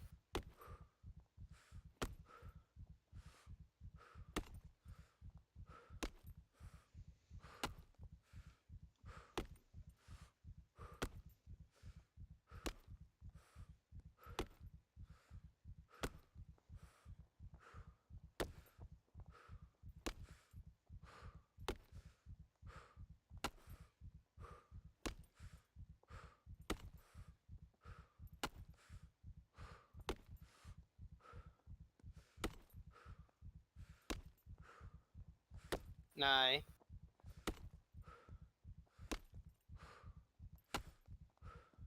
Wa mo sa kuya upper.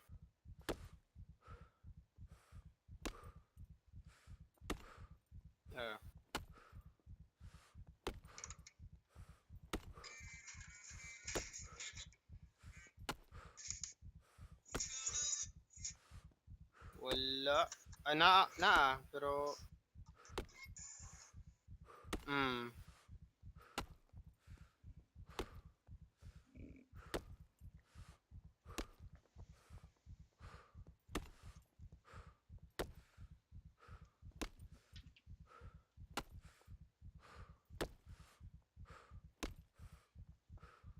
Hey, bro. Makahimo mga gold lock na. Pag-craft eh. Na toolbox dira ang dako. Nya. I think it's enough for 3 gold locks.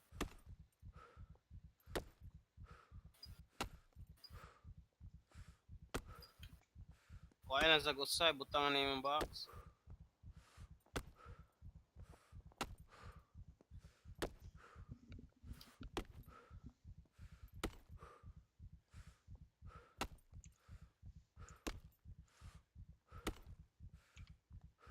Kita piso. There.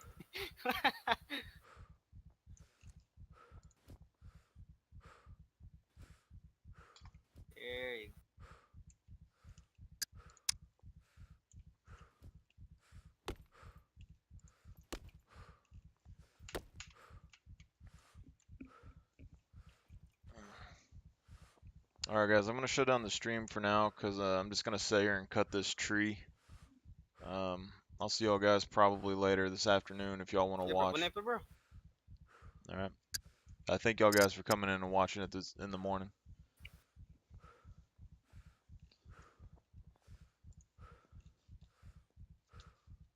I don't know.